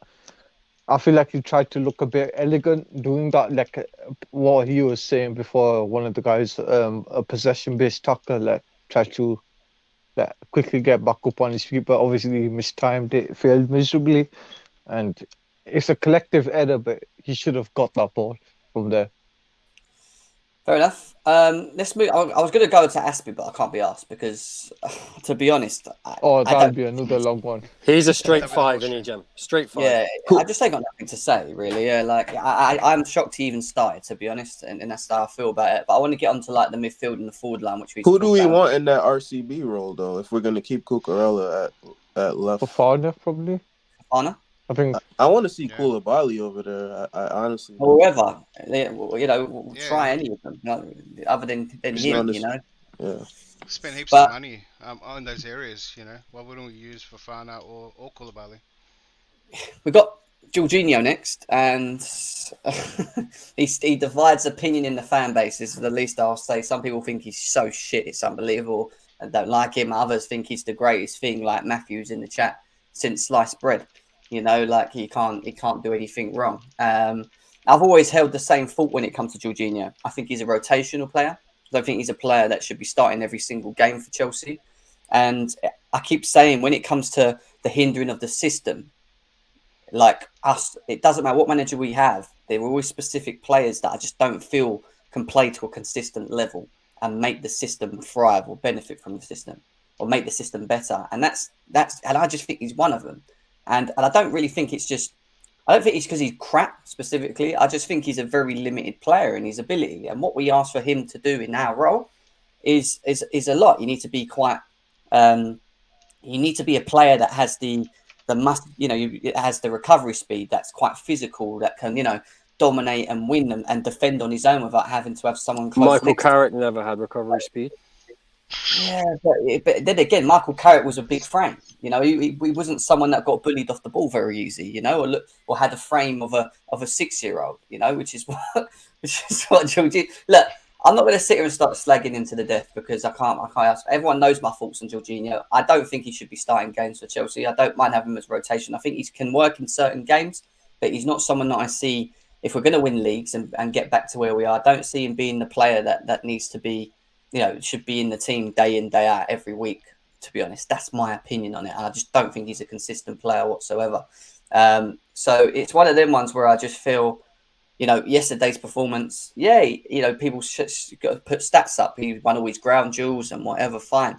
But, that goal in itself, you've got to point the finger at him as well because his decision-making as well as a player, ultimately in that role, it does cost us, and it cost us a bit yesterday. He is part to blame for that goal in his decision to not stay with a player and run to the midfield, which was no point anyway. He was never there in the first place. He was really committed to following the guy on the left. Stay and follow the guy on the left. That's what a Declan Rice or maybe any other DM maybe would have done. Stayed with the player. Thiago Silva could have come out. He had no one to mark, and he could have shut the space. Aspi had the other guy. He should have stayed with that guy, and that's it. Even if he would have got done with pace, at least he would have still been with a player. Maybe he could have done something, held him up or something, but he didn't. And he decides to commit. And there's always that gaping hole in the middle. And every game we play, we always have gaping holes in the middle because he understands the game well, but his body limits him. So for me, Jem, he's literally Alonso, but as a DM, man. Like he's just too slow. Snail. He's just a snail, isn't he? I mean, AJ, what are you saying? You see, I always like to start with something positive. I think Jorginho did show more effort on the defensive side, and he did put himself about yesterday. But I'm one of those people who believe that in that area of the field, we need a different type of player. I don't hate Jorginho. He has a role. He's good at what he does. But even yesterday, especially now with Potter, you see we're going to play a bit more open. You need somebody who can cover the spaces, who can make tackles, who naturally can read where the danger is, like you're saying, for the goal. If you're naturally defensive minded, then everybody doesn't like Declan Rice, but I like Declan Rice, and this is why, because he reads danger. He understands that part of the game. Jorginho is a player who wants to just be on the ball and move the ball, and then he has to play defense because he's in that area, but that's not what he's good at. So I see going forward, Zachariah, or I'm not sure how you say his name, but that's exactly the role that we need him to play. Clean up that mess right there, help us out on the defense, help cover Silva, cover Cucurella, cover whoever's on the right side. That's what we need you to do. Just break up the game, give the ball to our more creative players, and move forward. So Jorginho, he played better yesterday. In terms of just being a bit more dynamic and aggressive, but at the end of the day, he still has his limitations. So I'm just gonna give him 6. 6, fair enough. Indiana, you have a different feeling with Jorginho, didn't you? I love him, man. I can't lie, I love him. But I'm an Italy fan, and I like he's the profile of player I like to watch play football. He really is. Whether he suits the Premier League or whether he suits Chelsea squad. In terms of balance in the midfield, and I think everyone knows the balance is an issue for midfield. I mean, you've been playing Mason Mount back there for God's sake. Do you know what I mean?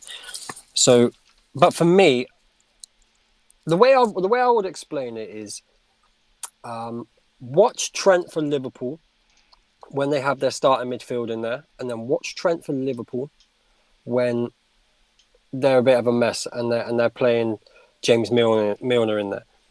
The way I see football is every player you have in your squad can only play if you can cover their deficiencies and get the best attributes out of them. I don't think you can do that at Chelsea with Jorginho, unfortunately. I think that, for me, again, he's the sort of player that I like to watch. But if you're looking for a destroyer in terms of a DM, he's not the guy. That's never going to happen. So Graham Potter has a decision to make in terms of recruitment in midfield. Does he want that deep line playmaker in Jorginho, and then have more of a unit in a 3, or maybe a back 5, someone stepping in and clearing up those loose balls or sensing the danger, and letting him be the free man to dictate play a bit more? Or does he completely take him out of the squad and bring in a destroyer and use Jorginho in those games where he's going to get time on the ball and he can cause trouble for the opposition? I think he's a very talented footballer. You're talking about like the cups he's won in Italy, Champions League, obviously the Euros, player of the tournament. I'm not going to hear that he's a terrible footballer. I'm just not going to hear it, because he's not. I just don't think the Chelsea side suits him. And again, Graham Potter's got a decision to make with him. Yeah. Okay. Fair enough. Declared. What are you saying? Yeah, I think a lot of people were harsh on Jorginho. But this, at the same time, this was an ideal game. He didn't have much pressure on.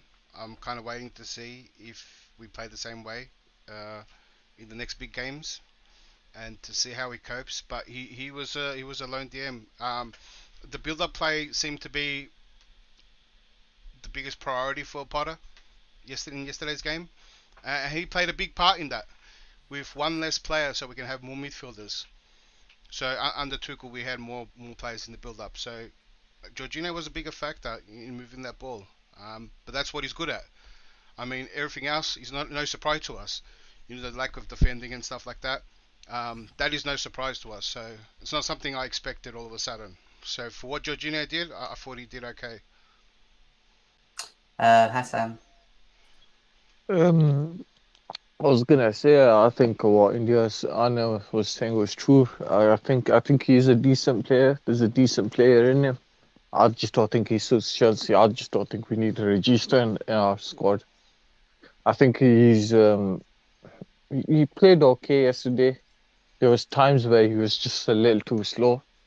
I think, like what Indiana said, I think Potter needs to have a big decision to make whether to play him or Zakaria, but Zakaria himself has a bit of flaw in him as well. I know he hasn't shown it here, but if he starts to show it here, then it's going to be a mid-off ball. But I like to see him in. I like to see him try. Every player has flaws, and this is the problem. When you don't have a balanced midfield, they're going to be highlighted. That's going to happen. But like, if I was to ask you, what would be your midfield 3, and you're dead cert on it, that is the one you have to play, and it's going to win you titles. Can you give me that? No. Not at the moment, no, not currently. I think we're probably a couple of midfield. I think we're a couple of midfielders away from that title-winning midfield. Yeah, of course. So our midfield's declined. We don't have a bad midfield. When they're actually, if we had a full fit Kante, let's say Kante never had these injuries. If we had a full fit Kante and a full fit Kovacic, along with a Jorginho who stays fit anyway, I don't think we'd be sitting in moaning as much. I think we still have little deficiencies, but I just think with them in it, we'd have a lot more stability. Do you know what I mean?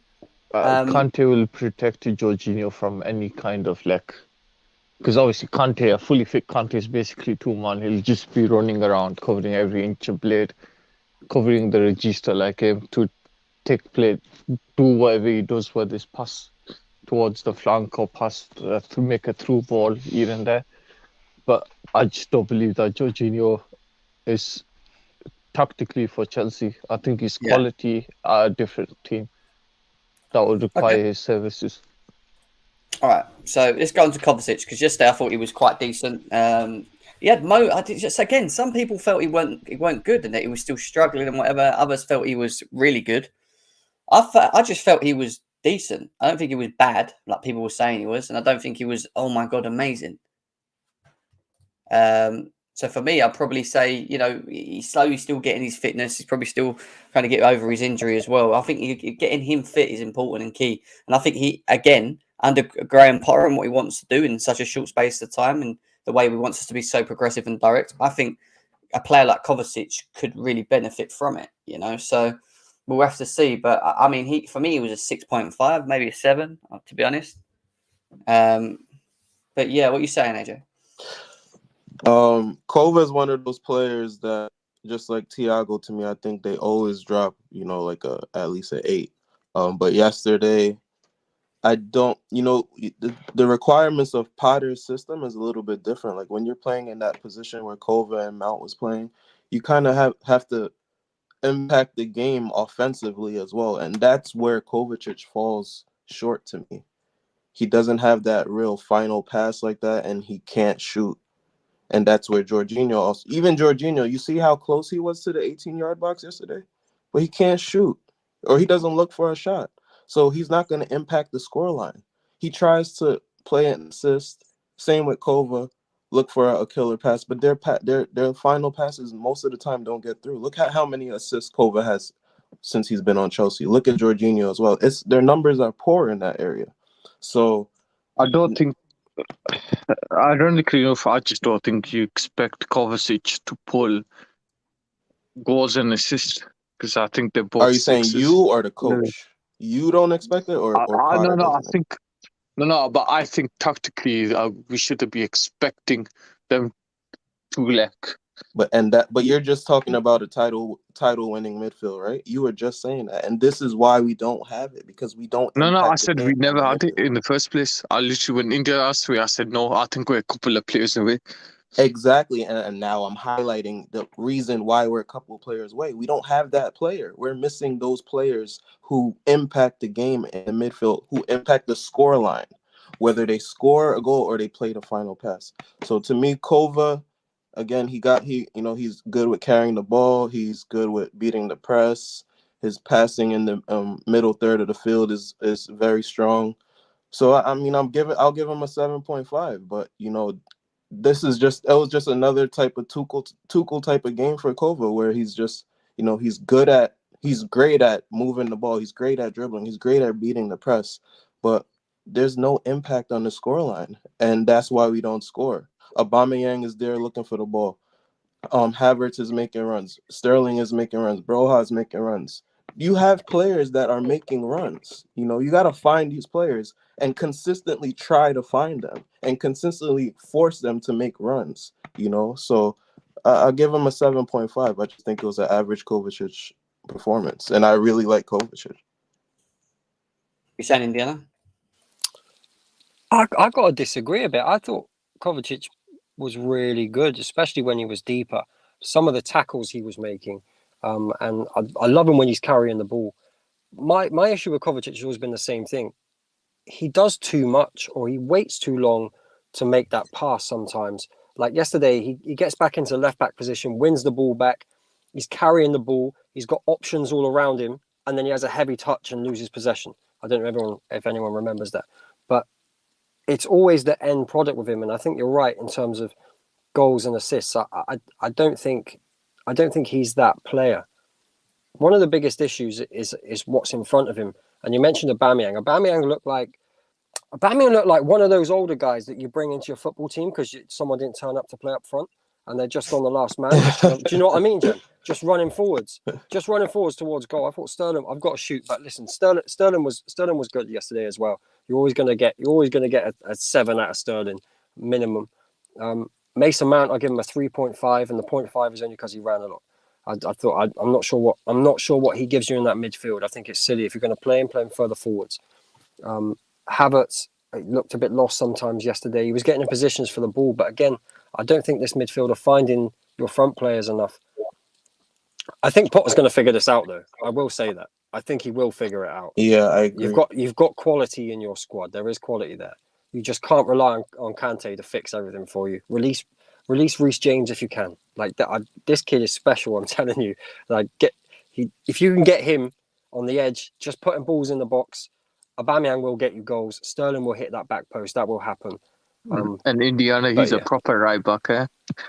Yeah, Not listen, like them frauds. I take him at United. I take him at United. I really would. But listen, I've All got to right, shoot. Take care, people. Yeah, man. See you later, Indiana. Take care, mate. See you, man. Go on in, declared. Yeah, I think where Cover looked bad is that he couldn't do a lot. I mean, he joined the attack and he couldn't contribute.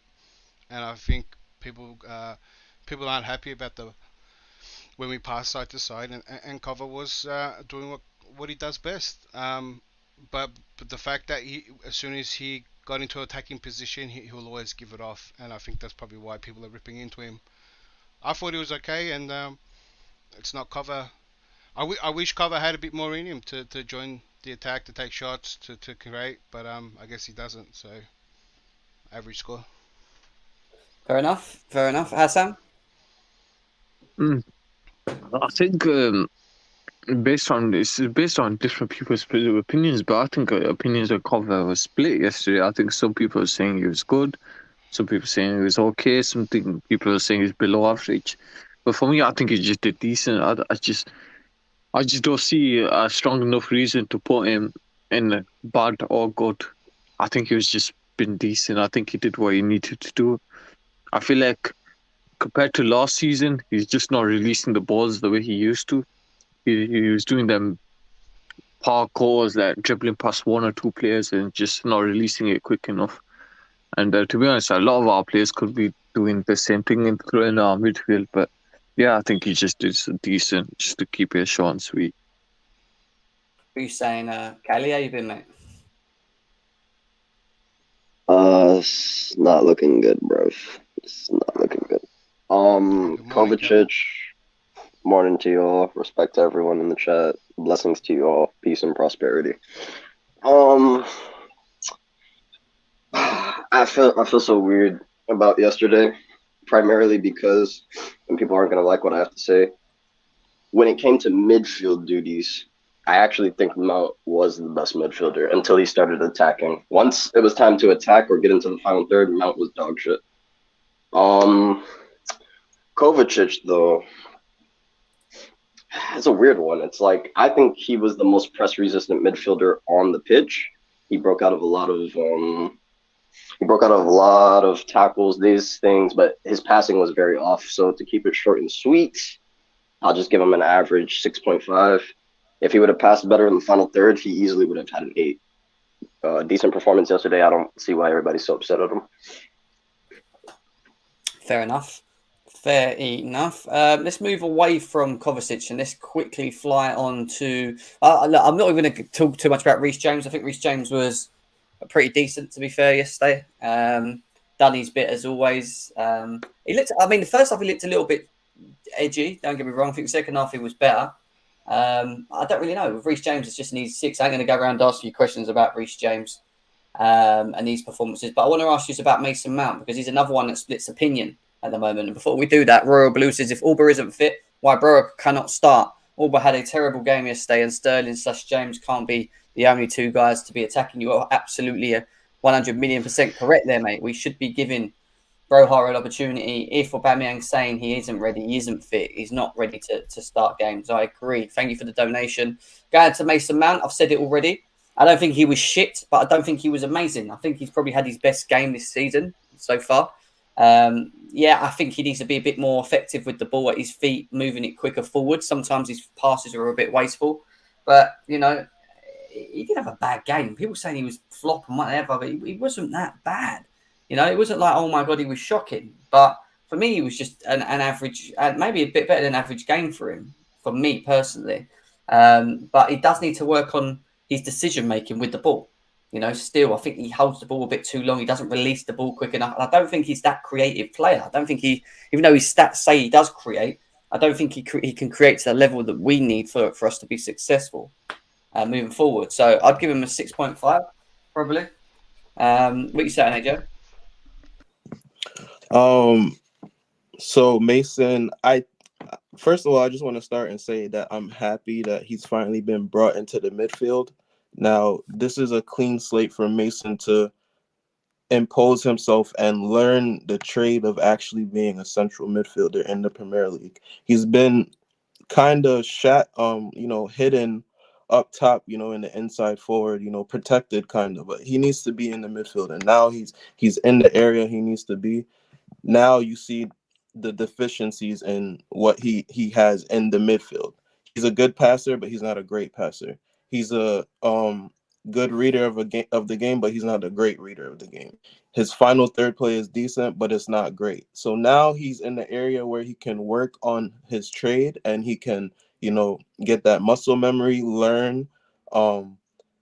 As in terms of yesterday, he was okay. He did have a great chance to score, and I'm surprised that he didn't hit the target. Because if he hit the target yesterday with that volley, it's a goal because the goalie is stuck. He's not moving. The goalie just watched it, so he could have influenced the game in terms of the scoreline, which he didn't again. And that's another thing with our midfield. We have 3 midfielders who do not influence the scoreline. No assists or no goals, and we're always going to fall short. The attackers can't do it by themselves. They need somebody to get the ball to them in the right areas, and they need somebody who they can lay the ball off to finish a chance. So it's just frustrating to me because in particular, I pay attention to the midfield because that's where I like to play. So I give him a 6.5. He was out there. He gave his effort. He made some tackles. He made some decent passes, but he made mistakes and he didn't impact the game. So 6.5. Fair enough. What are you saying, Declared? Yeah. I agree with what AJ was saying then, where he did look at his positioning that Potter put him in looked a lot better, more natural for him. And he was trying to do something. I mean, this season he's been a bit off, but he is getting those shots off. He's trying to look threatening. Just hope he gets back in that converting form that we've seen him in a bit. But yeah, he was probably one of our better players. But I mean that doesn't say a lot too. Yeah, fair enough. What are you saying, Hassan? Yeah, I just think he was just had an average game. It's one of them moments where either he pops up with the goal or assist and he'll have the average game or he'll have a good game and do a bit of both. But I think yesterday was just an average game. I think people are overreacting that he was mediocre or they want to run the agenda that he's shit. But it was just an average game. I think a lot of the players had an average game yesterday. All right, what are you saying, Callie? Mason Mount getting a bit of hate online. Some people saying he was great. Some people saying he was poor. What are you saying? Callie? The minerals sorry, I was on mute. My bad. That's a good joke, by the way. First, real quick to Lee in the chat, Culver City, Los Angeles, to answer your question. Secondly, for Mount, like I said earlier, as far as playing in the midfield goes, before the final third, I believe Mount was the best midfielder. However, as soon as we got to the final third, much like everyone else for the last 3 managers, we just don't know how to pass a 1-2. We don't know how to cross into the open man. We don't know how to pick the right shot or pick the right pass at the moment it requires. So for me, when it comes to Mount, I give him a 6. It would have been a 7 had he been able to pass better in the final third to create chances. And it would have been an 8 had he put a goal or an assist in there. So, yeah. Fair enough. Another one that's interesting is Kai Havertz, because, again, people feel like he was shit. What's he doing? He's useless, this, that, and the other. Others said that he was good. He had some good movement. Oh, I've been waiting for this one. Yes, sir. For me, I'll just be honest with you. I think he needs to play in this role. This is the role that he needs to play in for me. I thought the First half, he was okay. I don't think he was shit whatsoever. Thought he was actually fine. Movement, link up play, that freedom role that he's given. He could have scored from the corner when he headed it and it hit the guy I think in the face. That looked like it was going in, to be honest. But other than that, second half he kind of fell away, and that's the issue with Kai Havertz for me. Consistency in his performance. He needs to continuously be consistent with it. It wasn't the greatest. I'd probably say a 5.56 for Kai Havertz for me. But AJ, what are you saying? Havertz lost the ball 16. He's done. I'll stop him. You see, the thing with Kai, like, he's so hard to judge because the man has he has the touch, has the skill that is there. You see it, but it's like he doesn't apply it or he doesn't use it in the right moments. He'll go 2-3 minutes having, some good touches, some good movement. He'll get into the right spaces. And that's one thing with Kai. He gets into the right areas a lot. There was a play where I think somebody Raheem got a cross-field ball from somebody, I'm not sure. And Kai was there for the one-time layoff from Raheem, but Raheem decided to volley it from an absurd angle. But so my thing with Kai is his movement is good, but he doesn't use the ball well enough, And I'm happy that Potter played him just off the striker because I believe that's where he's effective, where he has somebody he could link up with, somebody he could move off of. I don't think he's good when he's the focal point. He's not strong enough. His touch is not good enough. You have to have an immaculate touch when you're the focal point, So yesterday, I'm just giving him like a 6.5 because he didn't really get any shots off. He didn't play Aubameyang through. He didn't play Raheem through. I didn't really see any link-up play. Like, that's what you want to see in that area. You want to see somebody who's super active with the ball, like, in every little movement. So I'm just giving him a 6.5 because he didn't really do much, to be honest. He was just running around. Okay, fair enough. What are you saying, Declared? Yeah, it's just what you brought up, Jen. He is playing his more natural position. He was more free flow left to right, filling the gaps there in the number 10 second striker, very similar role. It just when it came to being deadly or threatening in the box, I mean, that's where he lacked in. He did have that one good header that I think he hit Aubameyang with, which I thought might have been on course to be on target, which might have gone in. But he needs to do a bit more on the converting side or putting some goals in. But I think everything else he's actually doing well. I kind of think people are really harsh on him because there's no end product, and that goes to show for a lot of our attackers. But besides that, I think Havertz is doing okay. Just needs to score. Yeah, fair enough. What are you saying, Hassan? The Kai, like what everyone's saying, Kai Havertz is a weird one because the amount of freedom and the things we've given him tactically, he should be getting goals and assists. And for me, I think he's starting to get to a point where it's gonna start annoying people. The fact that it's been his third season in, and he's starting to show that he's only like a second and a half. Or you say a second half season play. He's still showing the inconsistencies he has. And for a £70 million pound player, he needs to do a little bit more.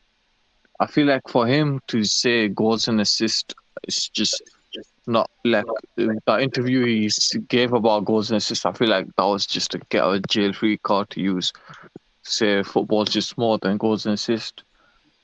And yeah, he needs to start doing a little bit more because what we criticize Mount, we should be doing it for the same for him as well, and for the same for our attackers. And I don't know if for me, I just think he had an average game, just like a lot of our players, and I just don't know what to say really. I think he was just a 6 at best. It's a bit of a weird one with him. All right. What are you saying, Callie? You said you wanted to talk about this one. So what are you saying? Yeah, this is part of one of the uncomfortable conversations that needs to be had. Timo Werner has done more in his time at Chelsea in the Premier League than Kai Havertz has for us. Champions League wise, Havertz has only put one goal, one very, very, very specific goal, and that is the reason why people leave Havertz alone. But I watched Timo Werner, and this is not a let's take up the Timo Werner session. He needed to go. He was crap at finishing, especially. But Timo used to get murdered in these chats, murdered in these spaces, murdered in these streams. Kai Havertz has been doing this just as long as Timo was at the end of his tenure, and yet no one cares. So to start it off real quick, the score, I'm giving him a 4, and here's why. Kai Havertz has been played all over that pitch. There are sometimes in certain positions where I cannot criticize him. For example, when he was playing as an actual 9, as a false 9, I knew that wasn't the move. He's not a striker. He's either a second striker or, and I don't know why he can't develop this way, he should be playing as a 10. At Leverkusen, he was playing in between a 10 and a second striker, and that was where he was at his most lethal. But my issue with Kai Havertz is as follows. You are worth 70 mil, big man. I can call some players from a couple years back that were worth 20 and 30, doing double your output in half the games. Juan Mata, for example, if people want to try me. This is not acceptable, respectfully. I have a real soft spot for Havertz, a real soft spot. But the reality is, my man is not producing in any competition. Even I just want Havertz to give me a key pass. You don't even have to get the assist, brother. Just give the pass to the assist. Something. Give me something. Don't say movement. Because when Timo was doing the movement and playing his heart out of his sleeve, no one gave 2 craps. Oh, by the way, Gallagher's doing the exact same thing, running, and he's getting scrutinized. So listen, Gallagher's next. Gallagher's next for the uncomfortable conversation. But just to keep it short, so we can keep rotating. It's like when it comes to Havertz, man, you're worth 70 mil. Don't tell me you haven't had good enough managers that can bring the best out of you. You had 2 who literally got you scoring a Champions League goal against the greatest Man City team to ever exist. Well, now they have Holland, so maybe they're better. And then on top of that, you're telling me now Potter, an attacking-minded manager, I'm giving Kai Havertz 10 games. 10 games to get proper consistency, not, oh, he drops a goal in 10 games. I want to see at least 3 goals in the next 10 games and 2 assists. That's not crazy for me to say. I had someone in the chat saying, oh, we want too many goals and assists. Brother, are you mad? I saw that. Just ignore that. But I agree with you, and Jem, I'm just saying this real quick. I agree. Big up to you, Dan. In that Kai thing, I believe he needs to get a run, just like everybody, just like Mount. They need to get a run in these new areas that Potter is putting them in, and see what they do in 4 or 5 games, and see what they do in 10 games, and then we'll really judge. But I'm just happy he's where he's at. Fair enough. I'm not going to say any more on Kai Havertz. I'm just going to wait. That's all I'm going to do. I want to see if playing in this specific role, which is what I keep saying I want to see him play in, whether or not we're going to get a better Kai Havertz. And he's on a short thread. We all know this. And everyone knows that I do like Kai Havertz a lot. But at the same time, time's running out. So I need to see what he's going to do with this new manager and how Graham Potter can get the best out of him. And if he's going to be given time, because he needs to take his time, because it might be the case that another player in that position performs better. He ends up getting on bench, and 70 million for a player that's not playing and not scoring. So probably I agree with it. But we need to wait. I'm going to wait. I'm still going to wait. I'm not going to be going mad about one game under a new manager being played in that position. Let's just wait and see. He needs to improve, though. But I want to move quickly onto the forward line. I mean, is there really much to say about Aubameyang? I just thought he might as well have been. It's not fair. Take out Aubameyang, guys. It's not fair to Aubameyang. Injuries on top of that. Was coming in for a completely different manager. Well, he's even come out and said, "Look, I'm not even 100%.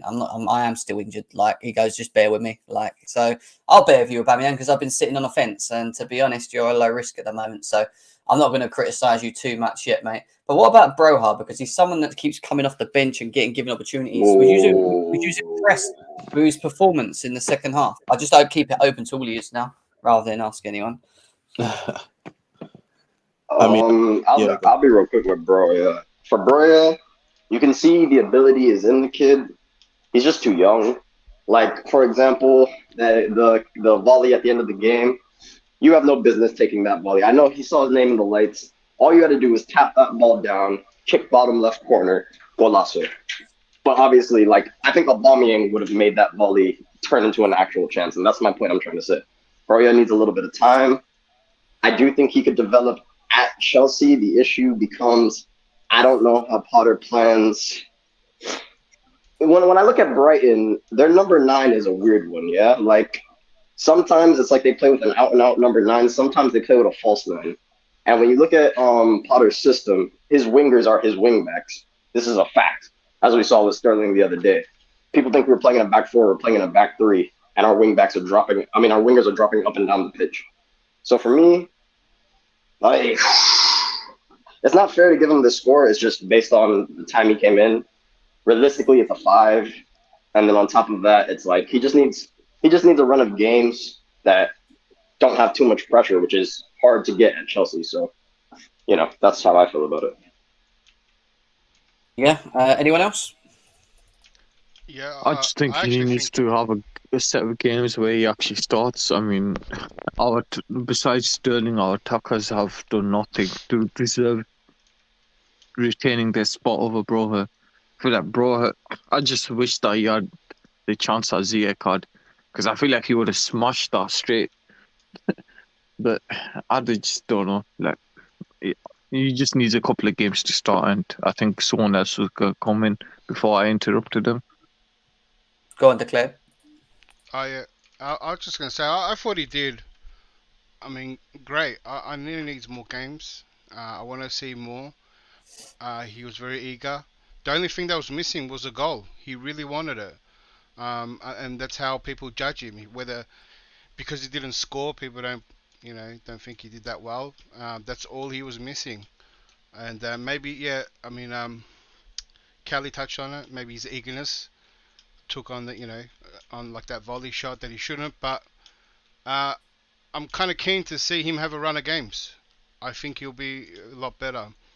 And I'm liking kind of what I'm seeing already, especially for someone his age as well. His runs are clean as hell.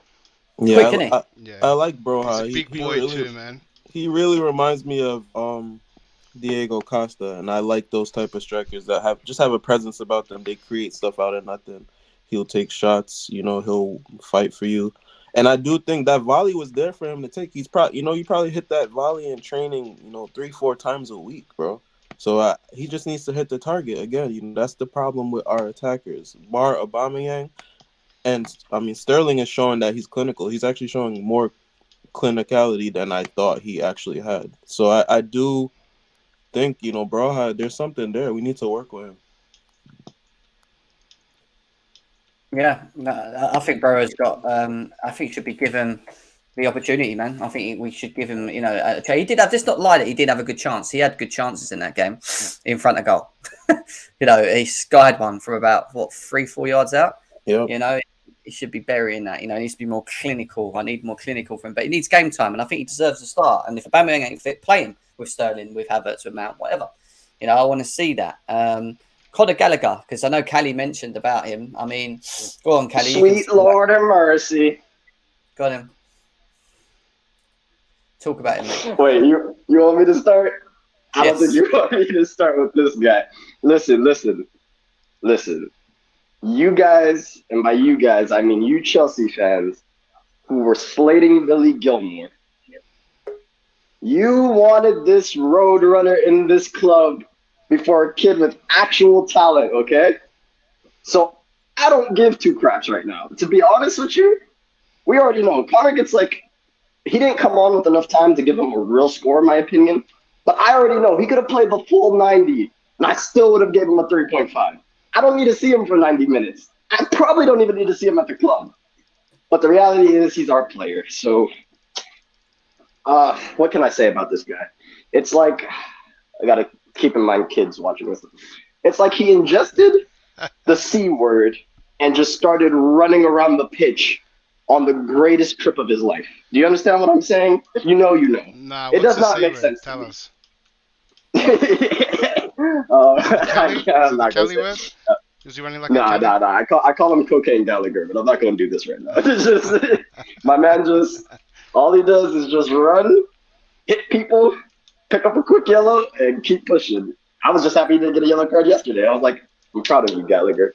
So to keep it short, if he was playing a full 90, I would have given him a 3.5. But he wasn't, so I don't give him a score. Fair enough. What are you saying, Declan? That's a bit harsh from Kelly. From CC. We're going to call Conor Gallagher CC now. I think, I mean, the problem is that Gallagher hasn't really established himself yet in the team. Doesn't have a run of games yet. I think Tuchel had him playing a different role. Maybe Potter has him a different role. I don't think he's settled. I hope he gets a proper opportunity. Probably play where Mount's playing from the start, and or even where Havertz playing. He probably could do that as well. Do what Havertz was doing, and he's probably more clinical. We saw it when he was at Palace. He's got great shots and great finishing as well. So maybe he might get his opportunities in his really spots that he feels comfortable with. But it's going to take time. He's only had is this like his second game now? Gallagher's second game? No, this is like his third or fourth game. Third or fourth. Came in against. He played against Southampton. What game did he get the red card? Was that Southampton? Leeds. Excuse me. He played in Leeds, got the red card, and then he played, I think, a cameo in Leicester City, and then now he's played a cameo in this Champions League. Well, to be fair, he was playing as a 6 in a lot of the systems. Yeah. Listen. I'm gonna be fair. Under Tuchel, I do not criticize Gallagher. The reality is he was never going to be good enough to play a 6, let alone maybe not even good enough to play the 8. Yeah. And Tuchel put him in the double pivot. Like, he was always going to get slaughtered. That's like putting Jorginho in the double pivot. Yes! But yeah, it is what it is. I just think, you see, Gallagher, like, I like him as a player, but he has deficiencies in his game, like, to be a true midfielder, like, at least for Chelsea, we're a team where we have the ball, 60-70% of the time. So you got to be just always ready to, control and move the ball and get into the right space and make the right decision as a midfielder. I think at Crystal Palace, everybody says he played in the midfield 3, but I really think he was more of like a second striker damn near. He was just off the striker. He was always finishing chances. He was always making that second man run. So I think he's somebody who doesn't thrive on having the ball too much. He's better with finishing the play or finishing the move or making the last pass, in the box. When he's 50, 60 yards away from the goal, it's like it's pointless kind of for him. So I think he's really competing with that second striker. That's where I would put him, competing with that. Wait, my bad. Somebody said, do you remember KDB? Do you remember Salah? Don't be too quick to judge. First and foremost, don't you ever compare Cocaine Gallagher to those two masterpieces of players. Secondly, let me be honest about it. Is it too harsh to judge Gallagher right now? Sure. Is this Chelsea Football Club where you don't get time to really develop yourself? Absolutely. I can't sit here and wait for Gallagher to develop when the reality is playing Gallagher right now is a possible hindrance to our team. It's like... I think that might have changed, Kelly, though. No. I think under Potter it will change. That's why you don't hear me say get Gallagher out of the club. I mean, I went harsh on him. I didn't go too harsh. Sorry, I probably should have said what I was referring to. When you said, do you get time at this club? No. But I think Potter didn't come here to basically win trophies. Potter came to build teams. Thank you, Dan. Appreciate it. We bought a lot of players just like as if it was the draft season in America by all the young talent that the analysts picked up in the US, and that's probably why we bought all these 18-year-olds. And so Potter's here to build a team, and I think Gallagher's part of that. So he might be actually given time, something we haven't done. That's all I was going to refer to. So he actually might get time to develop here. Fair and enough. I guess for other players too. Yeah, I'm not. I don't know how to feel with it, but I mean, he's again someone I'm just going to sit on the fence with because if he's going to be good at Chelsea, he needs to be played further up the pitch. Whether we're going to do that, yet to see. So, I'm waiting. I feel that if you're going to get the best out of him, you can't ask him to do too much in terms of like adapting to different types of formations and that. I think he just needs to play strictly in a position that he's used to, and that is as an 8 further forward for me. But Showtime, what you saying, man? How are you feeling about yesterday's game? Yesterday, I mean, we were given two options. It would go good if we win, and it would go bad if we drew or lost. And we did exactly what the bad was. We drew and lost. Harry Potter, I mean, look, you can see some goodness in what he's trying to do. I mean, I'm not gonna be like all negative here. I would prefer to win, but Harry Potter did what he could. I just feel like that lineup that he put up wasn't our best 11. I think he picked the dressing room happiness over players' happiness over the team's success. I guess. I mean, if you looked at our bench was stronger than our starting 11. To be honest, I don't know. This season is just too much going on for us in house, on the pitch. I think certain players need to be put on a bench, rested. I don't know why Ziyech continues to play under two managers and he still is shit, like with a capital S. I don't know how you guys spell shit in London there, but he is shit. The same as he used to, SHIT. Oh, okay. No. They say shite. SHITE. Oh, That's what I hear all the time. You see? So, I mean, look, at the end of the day, when it comes to Gallagher, I hear you guys talk about Gallagher. I mean, I feel like if we want, he has to play up the pitch, like where Mount plays in the attack. I mean, why not give him and Mount competition to see who's the best midfielder for England or the best attacker for England, best homegrown Chelsea player? We so keen on Mason Mount being carbon made. Gallagher's carbon made as well. So why don't they compete for that spot? And I think, in my opinion, Gallagher's way better than Mason Mount, and I think Gallagher is. Wait, as an 8? Spoiler alert, bro. Mount's the poster boy. Mount lost his touch at the 8 when he stopped playing it under Tuchel. So I mean, no. I hear most of what you were saying until you said Gallagher is way better than Mount at the 8. Once you said that, you lost me completely. I would say Gallagher is a better attacking player than Mount, but I think people have forgotten Mount as an 8 because he's been having such a crappy string of performances. Exactly. Mount is an elite 8. You said it right there. You said it right there. Mount at the 8 we haven't seen in a long time, so we don't know if he still has that jewel to the 8. Gallagher, we saw him play recently a couple months ago in the 8. So I feel, how about this? Mount, if I took Gallagher at Crystal Palace, right, and I take Mount under Lampard as an 8, I take Mount under Lampard as an 8, and that's every day. You can't go back. That's 2-3 years ago, bro. You can't do that. No. I agree. If you're saying presently, then fair. If you're saying presently, then fair. I hear that argument. Showtime, you got to take into account that at least we saw it with Mount. He can always find form and go back to it, right? Which is probably going to happen. But we haven't seen nothing with Gallagher yet. Let me ask you a question. When can you truly say the last time Mason Mount was in form? It doesn't matter. It does matter because you're saying he was in form. No, you're making it like he lost his powers or something. But Mason Mount I'm asking you a question though. Answer the question though. Just answer it. When was the last time you saw Mason Mount? When was the last time you saw Mason Mount in form? Like consistent form or actual just doing something for the team? He's been inconsistent. Sometimes he has good games and sometimes he doesn't, right? But when we're comparing Gallagher and Mount right now with the little sample size we have, and Mount's not even in form, but we know Mount has it, right? But what we don't know with Gallagher, if he has it or not, because he haven't had one good game yet to say, you know what, if Gallagher finds that form better than in that Mount, game, then maybe we can say he's better than Mount because Gallagher in his best game looked better than Mount in his best game. But Gallagher hasn't had a best game yet.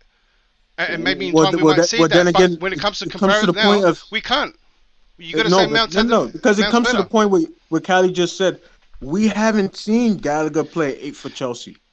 Yes, We so haven't you're seen him comparing the unknown in to his the proper known. That's what in I'm his proper saying. position. We haven't seen Gallagher in his proper. We only see him where he knows that we know as fans. We know he would Showtime's right on wouldn't that. thrive in that position. He was being look. He was being scapegoat. In my opinion, Gallagher had to make the sacrifice so Mason Mount can be happy and he sign this long-term contract. But that is Showtime, what my has opinion Mount is. played in his proper position?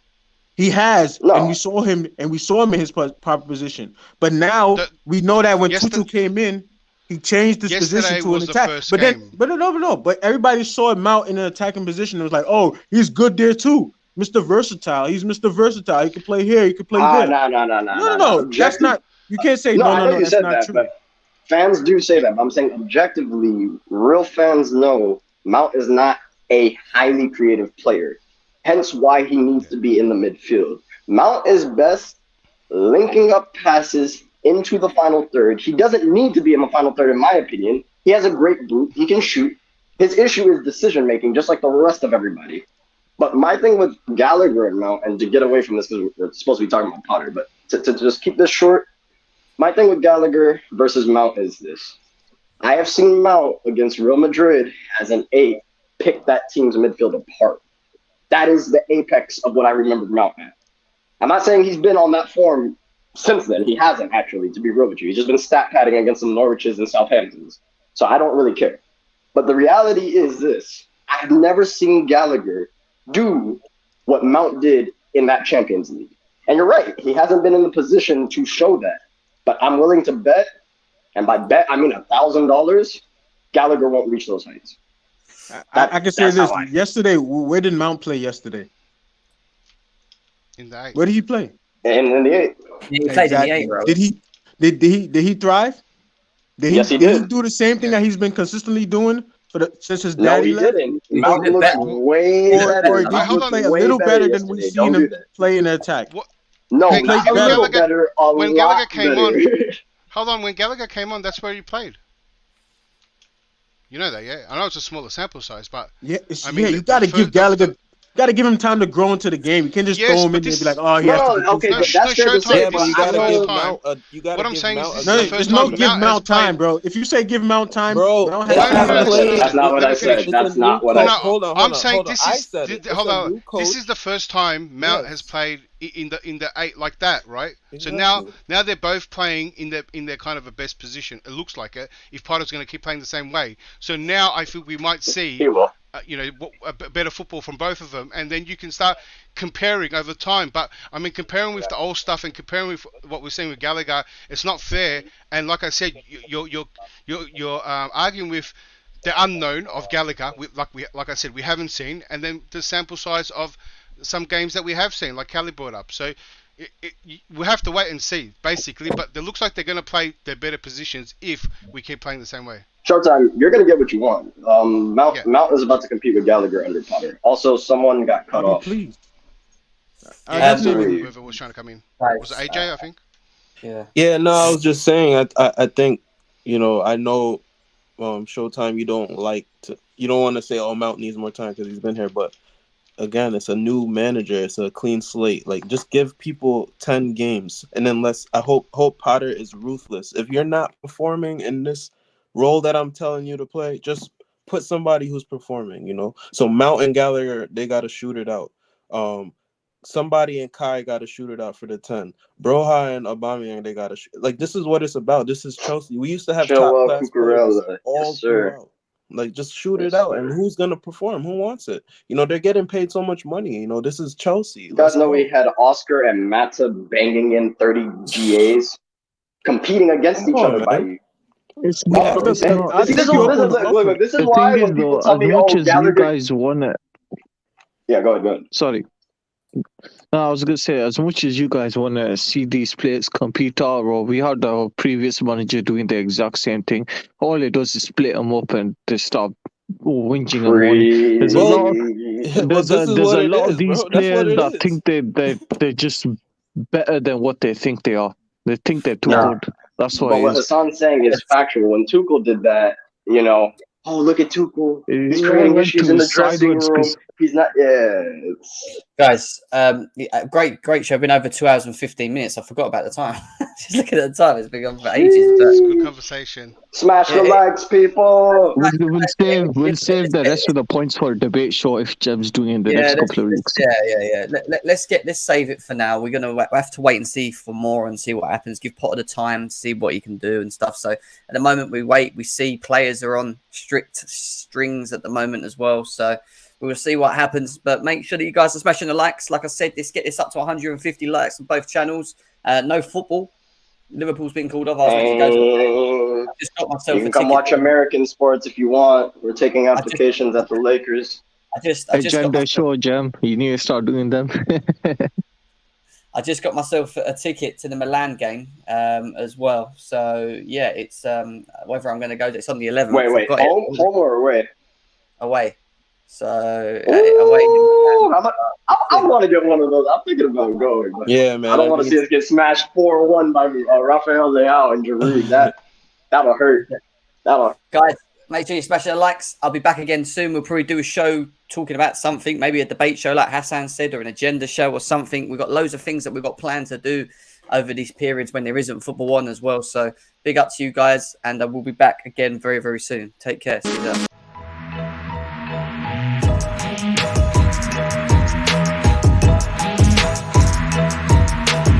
I miss you, GT.